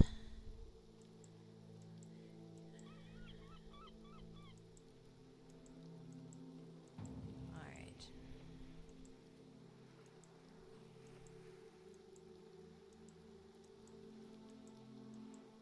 Alright.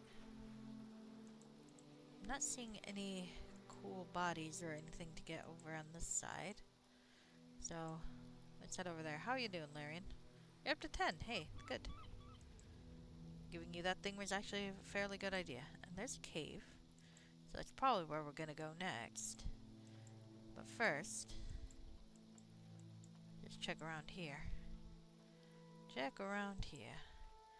I'm not seeing any other survivors. That is not a good sign. Not a fucking good sign. Alright. How are you doing? 15. Nice. Might rest. Might rest a bit. Alright. Alright. I'm not seeing anybody else though. That makes me a little bit nervous, you know? Let's save. I'm gonna hard save this time. We're gonna save this as shipwreck. Because, that's what happened. What a death for poor Ethereal if we can't find her, though.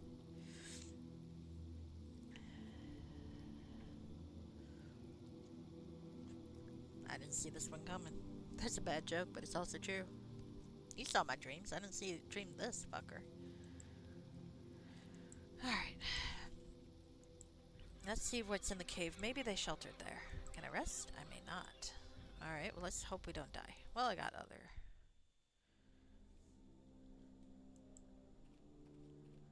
It is probably safe to rest here, near the entrance. But deeper in this cave, something stirs. Oh, fun. Alright, well, I'm gonna take your hint and rest. I do like how the game gives you very unsubtle hints every so often. You might want to rest here, you fucking idiot. Thank you, I shall. Alright, so 1 second. I need to look at my Steam Manager. I do have Steam. I don't play a lot of games on Steam, though. I don't play this on Steam. This is GOG. That's because I like to know exactly where things are installed and such. Though I've heard it works just as well on Steam. It's just, I go with what I know how to do.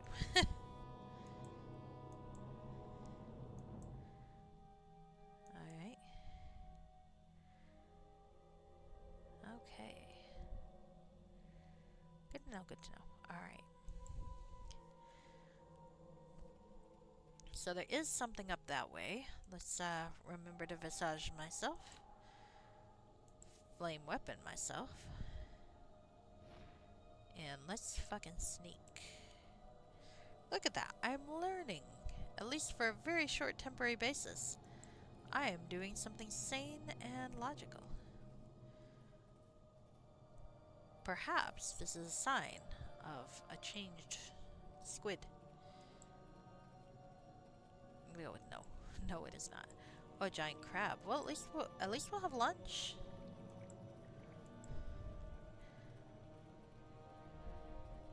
Which reminds me, this Friday will be the last time I can get that divine soup at that one cafe.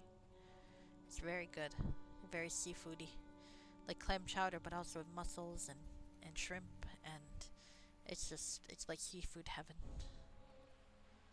It, they got it on Fridays because of Lent, of course. And I am a very lapsed Catholic, but I do like to try to do the no meat on Fridays thing during Lent. Not because I believe it means anything. I don't really. No offense to people who do believe. It's just my own personal conception of God is I don't think God cares. That said, I like to test my memory. I like to see if I can actually hold on to the memory and long enough to to do shit.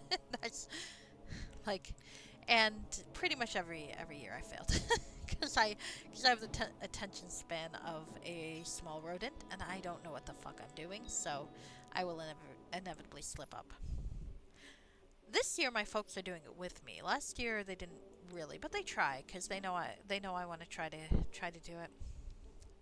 My mother's more religious than I am, but she doesn't really believe in that sort of thing.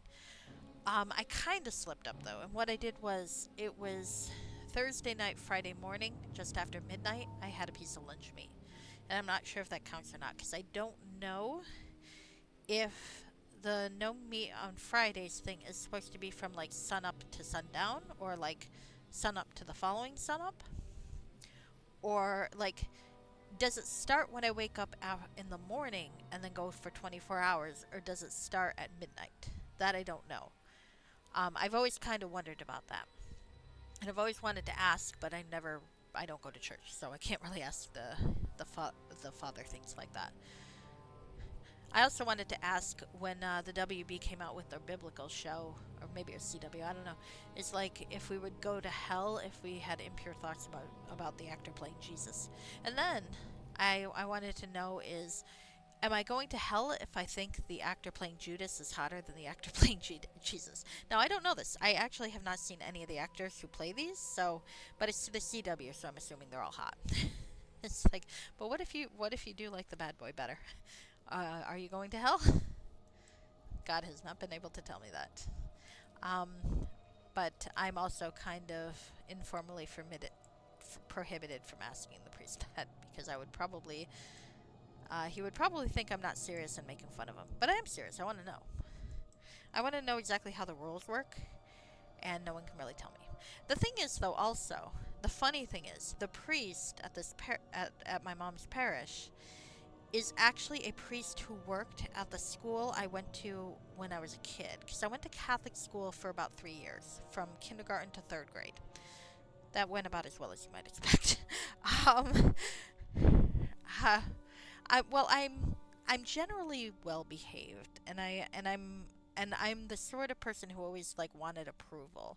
So I wasn't really a disaster type of student. I wasn't like a prankster or anything like that. But I always had questions, and the questions made perfect sense to me, but but tended to have other people think I was like taking the piss out of them or something. Um, so, like those, like when does the no meat on Friday start exactly? Fish is okay. Do eggs count? Because I've always assumed eggs don't count. Because I've clearly broken it if eggs count. Um, but like where do you draw the line there? Dairy I don't think counts, but an egg theoretically is an unfertilized thing, and well we know Catholics and eggs, oh it's unfertilized, but um sorry that was in poor taste. I'm sorry Catholics who might be watching this stream. I'm lapsed technically, and I'm not sure how much I can really even say I'm Catholic. I'm more agnostic than I am Catholic. But every so often something will creep in and be like, oh yeah, yeah, I am Catholic. I have a friend who's pagan, and she likes to make fun of me anytime my Catholicism kind of pops its ugly head up. And she's like, how very Catholic of you, and I'm like, fuck yeah, that's true. I've never really been able to go the full pagan route. I'd have liked to be able to do that, but it just never really spoke to me. You go to Mormons for steak on Good Friday with all the Catholics not doing so. Oh, Montana's okay. Okay. go to Montana's. I misread that as going to the Mormons, and then it's like, do the Mormons do steak? They might. That's fair. That's fair. I would never. I would even if I believed that the no meat on Fridays during Lent was a thing that actually mattered. I would never try to impose that on somebody else. I don't think that's what religion is about. It's like religion might put constraints on you or me, but by that I mean a religion might put constraints on a practitioner. If your religion says don't do X, then you should not do X. I don't believe you have any right to tell anyone else what to do.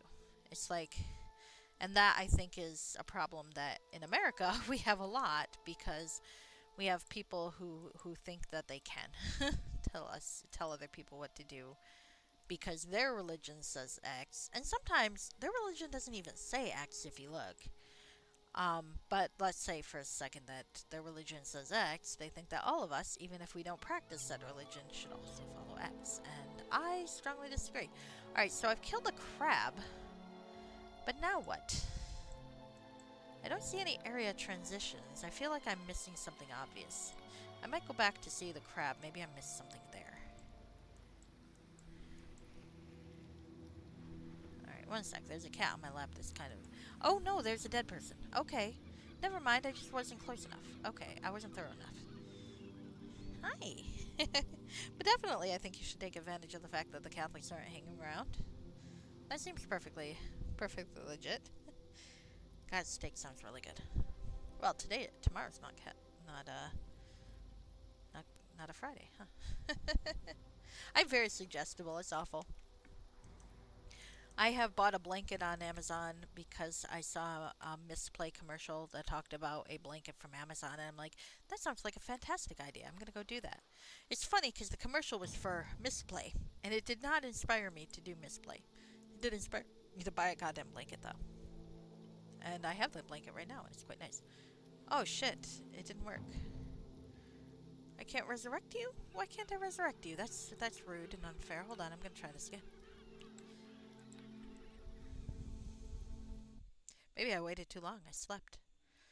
And in doing so, I've condemned this poor asshole to death. Well, the afterlife and. Well, it's the Forgotten Realms, though. I don't know if Valeria has the same afterlife. I don't know. Alright, well, I'm stealing his potion. And I'm stealing his arrows. And probably his bow actually would sell for a fair bit, so I'm stealing his bow. I will try to resurrect him again, one more time. Oh, hey, he's got the same shit he had last time of mine. That I forgot I stole back. That I forgot I stored with him. That's amazing. I'm very happy. I was a little worried about that because sometimes when you have module transitions with henchmen, they don't keep the inventory. But clearly he did, so that makes me really, really happy. Okay, well, thank you. Thank you. Larian, you've made my day. Alright, so we're gonna... I didn't mean to grab that. You can keep your necklace. We're gonna save one more time. Hi! You're a kitten. Do you have enough water in there? Seems so. Do you have enough? One sec, I gotta see. Yeah, looks like it. Okay. I'll refill it later. Like I said, slightly paranoid about the cat. It's a character flaw. Alright, so anyway, I was gonna try to resurrect this asshole. So where are my... Actually, why don't I do this? Because I feel like I'm gonna try to resurrect people a lot. Why do I have that there? Oh, haste. I forgot that that does haste. Oh, shit. I forgot that that does haste. That opens up new possibilities for us. Because that's haste once per day. Alright, well, anyway. I'm gonna have to remember that. Let's save. I'm saving 3 times in a row. Why? I don't know. Because most of the time I forget to save, and there you go. Alright. Alright. Alright, my friend. Now, we're gonna try this one more time. Ah, it did not work. Okay, well, we'll reload. Well, I don't know. I guess it's okay if I waste one. Trying to save my comrades. I feel like that is a canonical thing that Bullfrog would try to do, is raise his comrades from the dead. So, we're gonna keep that as though it happened. Even if that means I'm... That looks like a 4. I don't know what I think about that. Alright, is there another one? We found one fellow.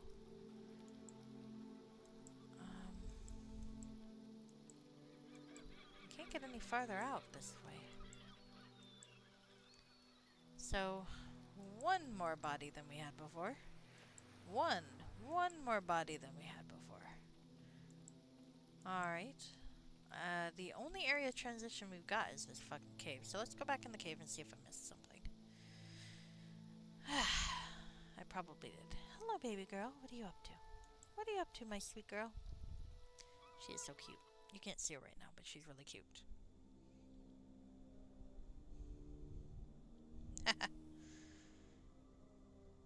So, and I forgot to say hello, Rashke. I responded to your thing about the Good Fridays, and I completely forgot to say hello. So I hope things are going well for you. I think I might be losing my mind. Don't mind me. It's just kind of a thing. It's a thing that happens. Alright, so where the fuck are these people? Oh.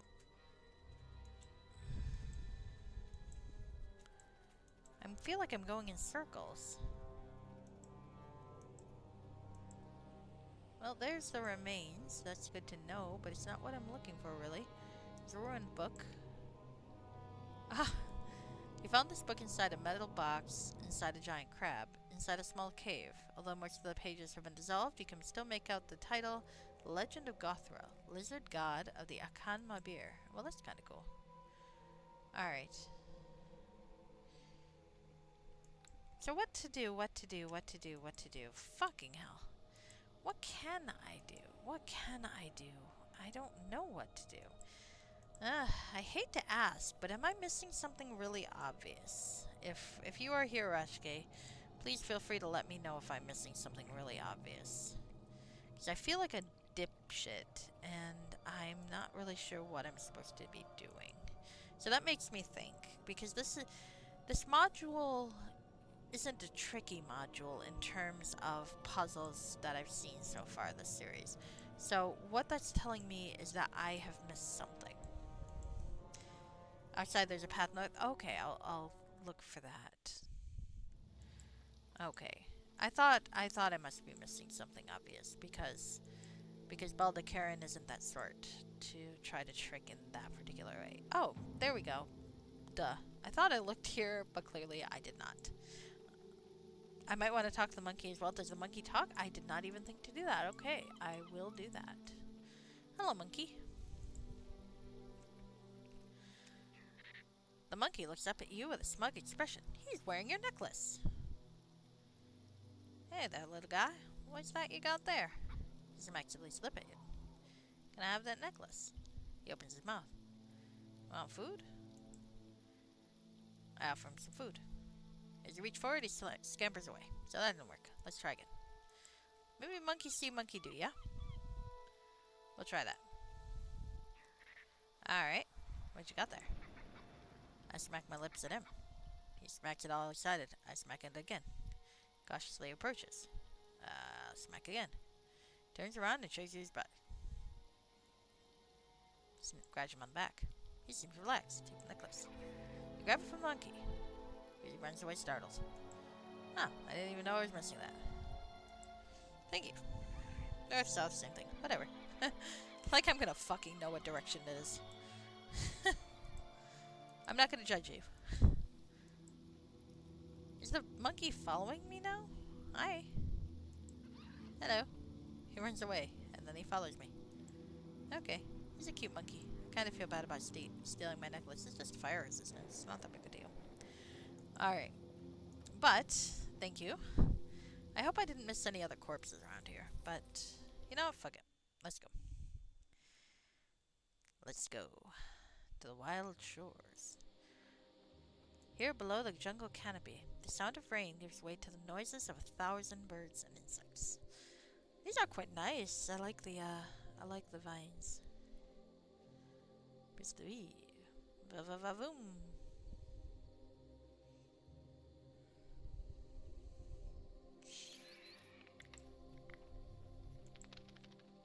let's look at mushrooms.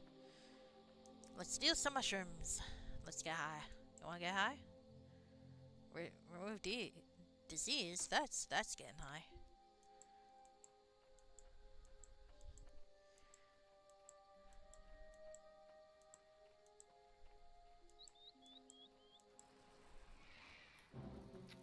Alright. Uh-oh. Tangle vines. Where'd they go? Alright, let's kill some tangle vines. Hello, my friend. Uh-oh. I sense remains. I sense remains.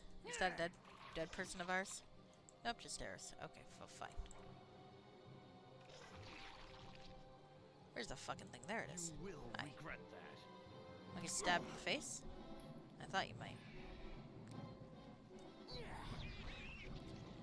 Alright. I'm more tired than I really should be. I don't know why. This week has not been terribly hectic yet either. I'm saying that and fucking jinxing myself. I am aware of that, and I do apologize to anyone who gets caught in the crossfire of my arrogance and hubris.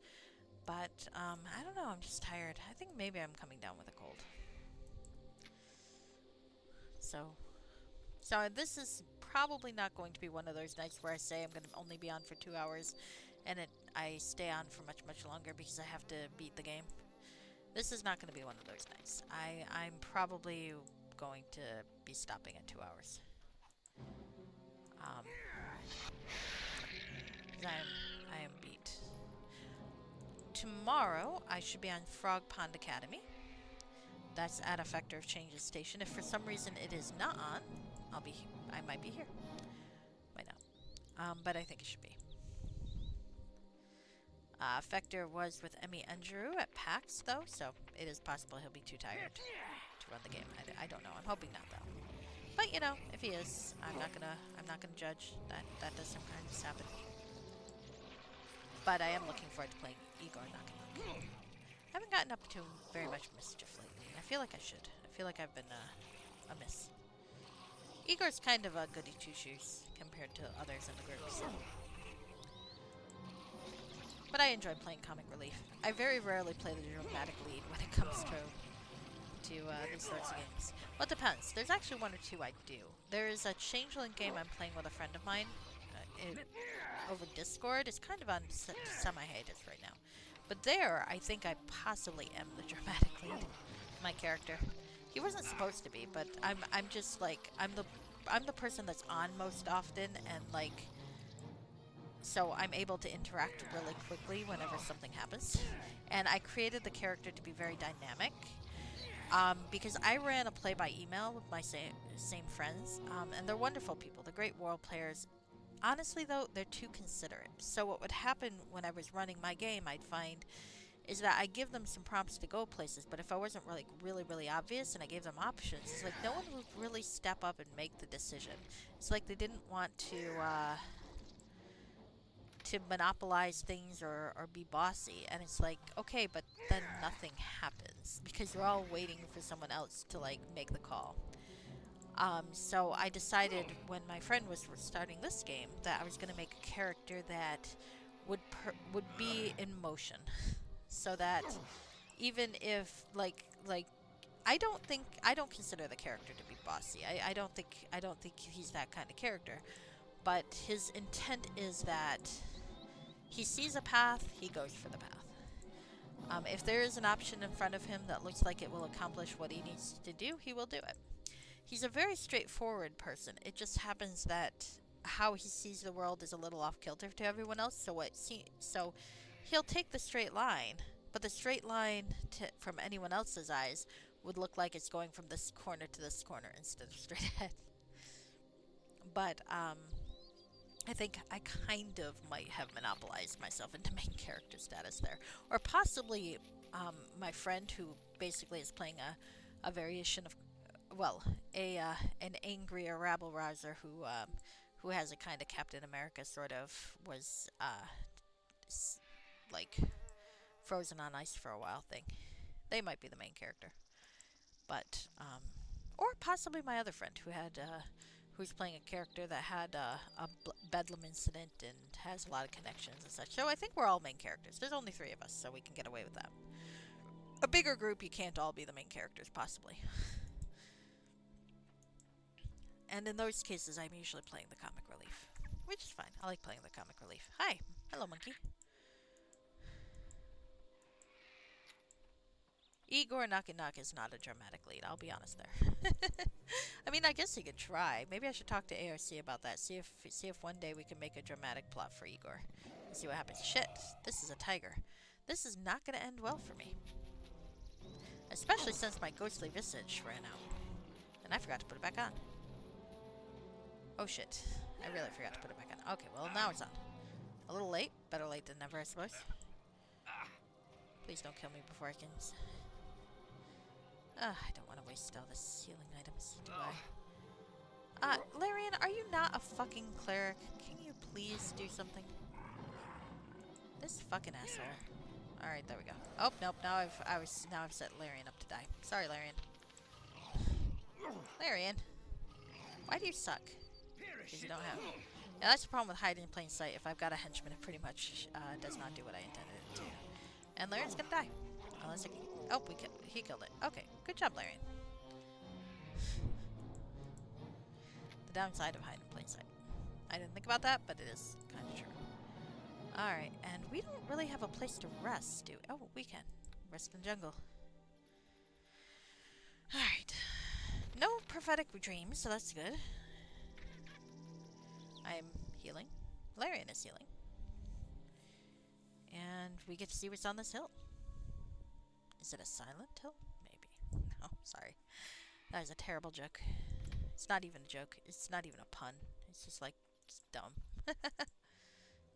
I didn't say all my witty quips were winners. I don't think I've encountered a winner yet, but one day I'll find one. One day. Alright, so here we are. Bullfrog Jones is going a climbing. Oh, I saw the funniest commercial someone linked. Some years back, probably about 20 now, which makes me feel ancient. There was a show called Stargate. Well, first there was a show called Stargate SG-1, and then there was a spin-off Stargate Atlantis that had Jason Momoa among other people. He wasn't the main character, but he was one of the main four. Obviously, he's gone on to bigger, and better things. The other actors are more... I mean, they work steadily, but they're more like character actors, so they're not like star types, but I'm always glad to see them.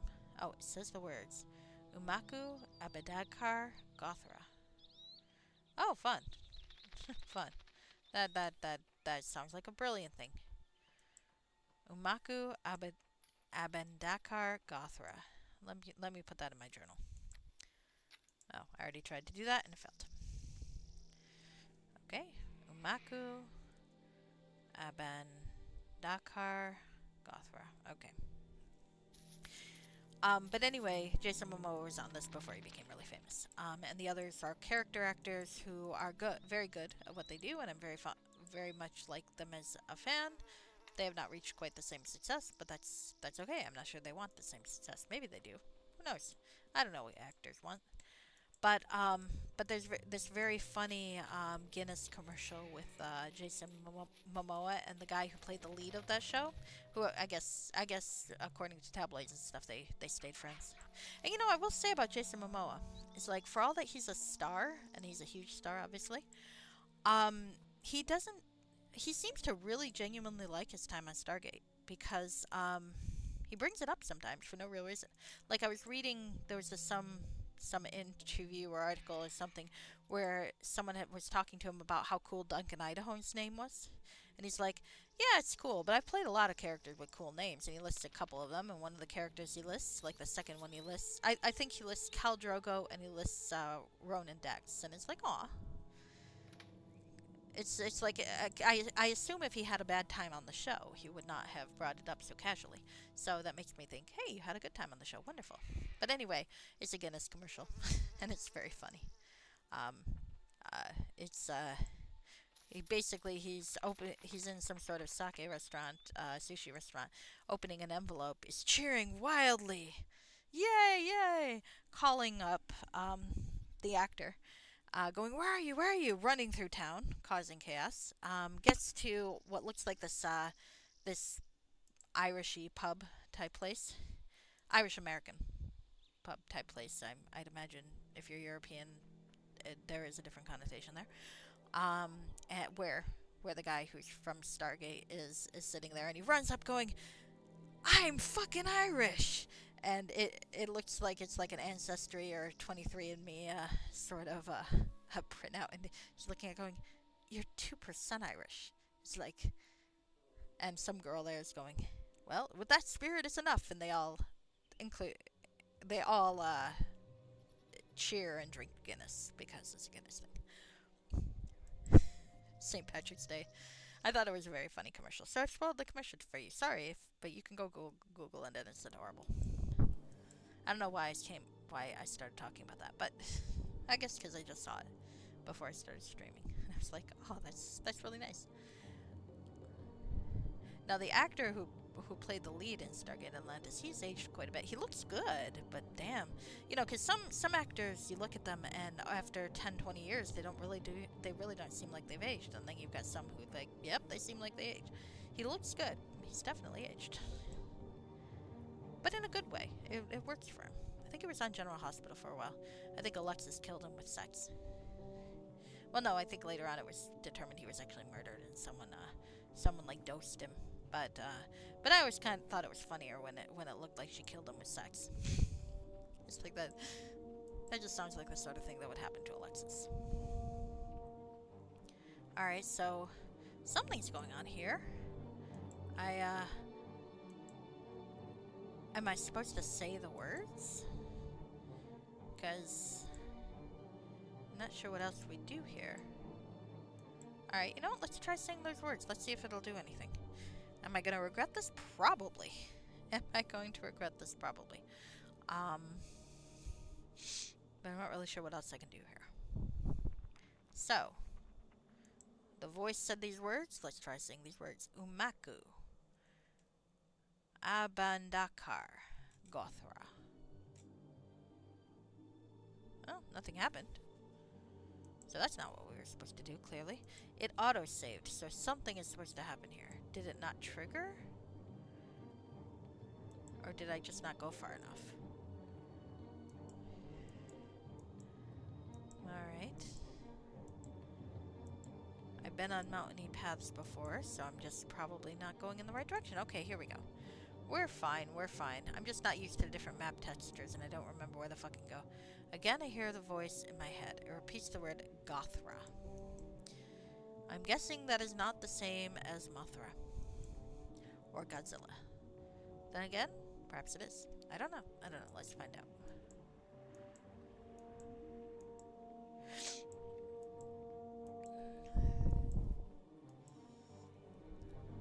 God, it is funny to think about how famous Jason Momoa's gotten since the early 2000s.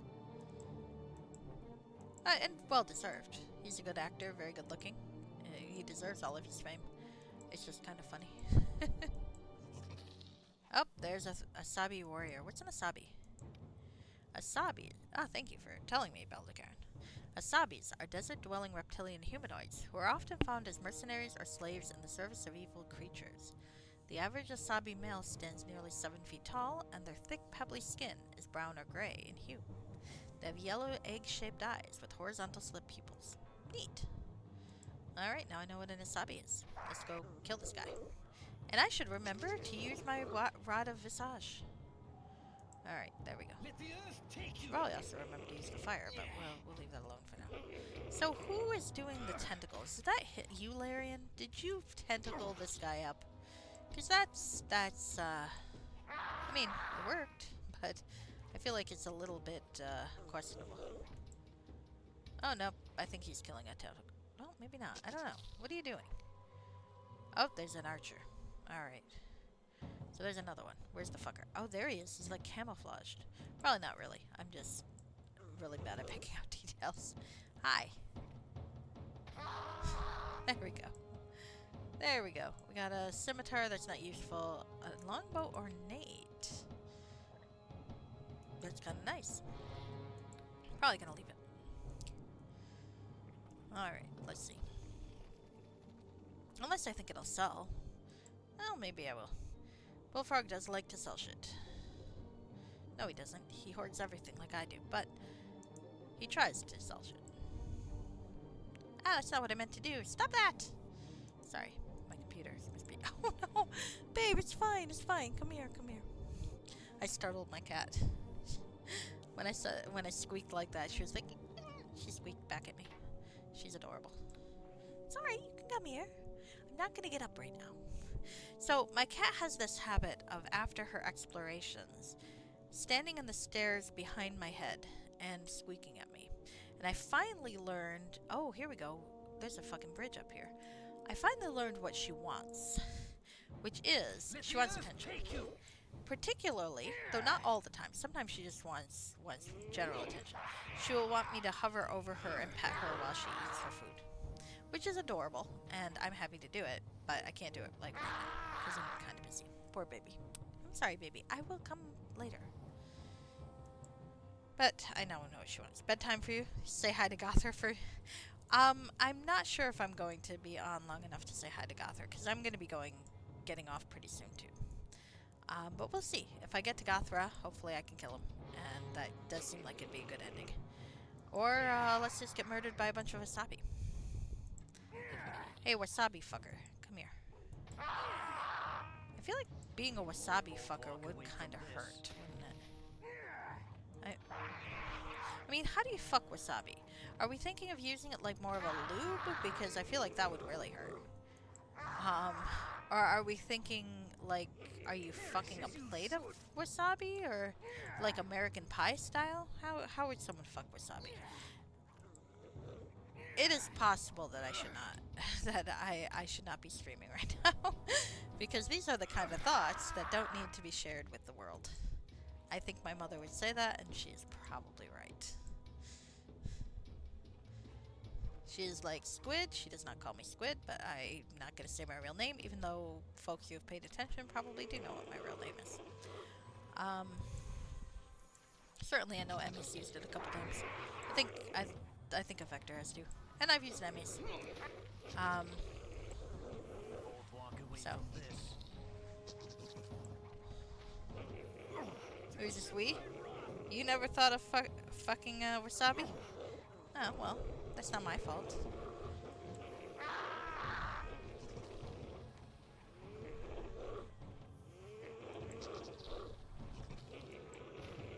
It's not my fault you lack imagination.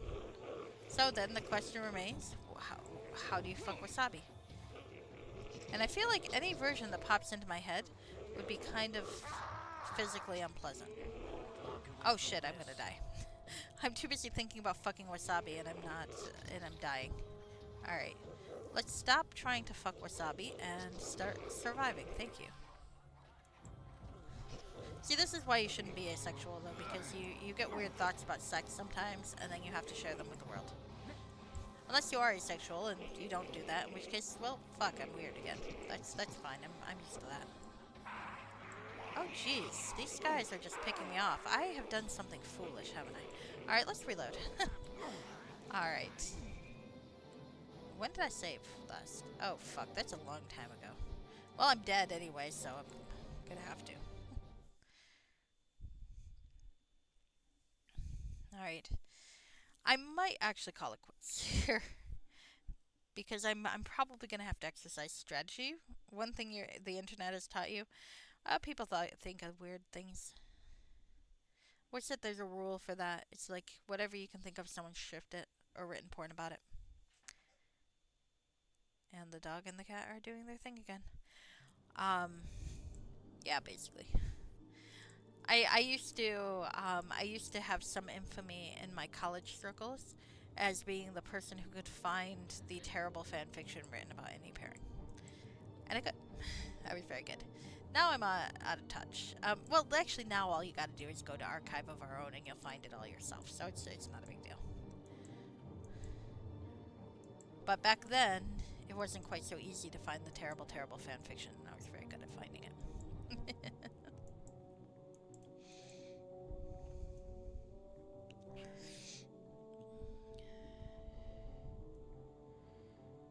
I remember someone had me look for Nazgul Slash once, and I found it. But that gets got me realizing that 90% of the Tolkien fanfic that has my favorite character in it are basically about the fucking Feanorians. I really don't care about the Feanorians. I'm sorry, guys. They're clearly very popular, but I don't fucking care. Maglor, Maethors, etc. I don't care. Well, no, I like stories where about Elrond and his brother's childhood. That part I like, but you're not gonna sell me on them being tragic. Like, well, I mean they are tragic. That part, they've got the oath, etc. But you're not gonna convince me that. Actually, no. The people that they invaded, they were the evil ones for keeping the Silmarils from. Well, I don't know. They've already tried to massacre like a bunch of people. So, and the cat and dog are fighting. All right, one sec. Kitten, what are you doing? Come here, let me give you a treat. Did you actually get through? No? Okay. Did you find the treat? Did it, or did I... Are you eating it? Did you find it? Okay, yeah, you found it. Alright. I overfeed her with treats, probably. Alright, anyway. Condiment sex is not something that we need to be thinking of right now. And yes, I know, you've got a brain that actually behaves itself, Fresh Case. So you're not thinking of condiment sex, I am. We've established this. Alright. So I'm kind of where I left off before. Let's save a hard save around here, and then I'll try this maybe one more time. And if I die, I'm gonna call it quits for the night. And if I live, probably still gonna call it quits for the night. Okay. Death incoming. Do I mean your death, or do I mean my death? Let's find out how well this goes. I gotta figure out who to raid. And then I'm gonna play more, maybe play more another Eden, and hope it doesn't fucking. I don't cry at things. I really don't, except for that thing that one actually made me cry, and I'm pissed off by that. What the hell? Is this a weird glitch? I think this is a weird glitch. I think that guy's dead. Yeah, he's dead. He's just running in place. All right, that glitch makes me happy. All right, give me a sec. Alright, so I'm thinking that glitch is telling me it's time I gotta call it. So it's a little early, I'm sorry about that, but I do have to get some things done. Less than 10% of my hard... Why? What the fuck is taking up 10% of my hard drive space again? Ugh, hard drives. Alright, I got a much bigger hard drive. I can move anything over. I just gotta, like, do it. But we'll do it later. Alright, so, who can I raid? Is Emmy still on? Nope, Emmy raided out. Darn you, Emmy. Wait, is she still on? No. I think she raided there. Okay. Uh, so who is on that I can raid? That person's good to raid, but they're playing Baldur's Gate 3, and that's a game I have not played yet, and I don't want to get spoiled.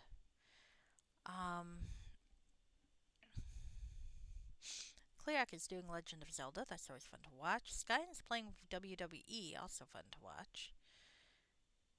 Someone named Online Eric, who I don't know when I started following them, but they seem nice, is playing Final Fantasy 3 on original hardware.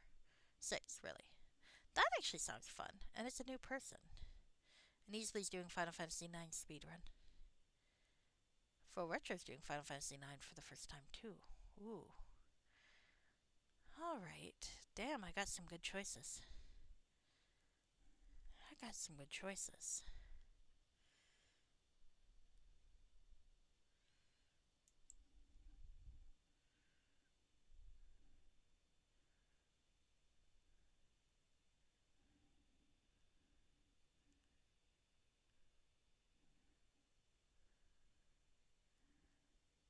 Alright.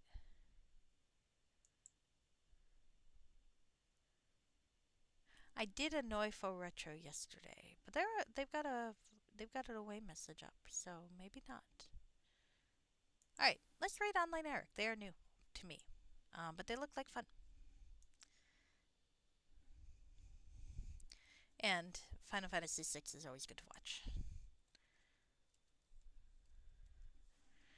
Alright. Streamin' Retro. All right. Well, you guys have a good night.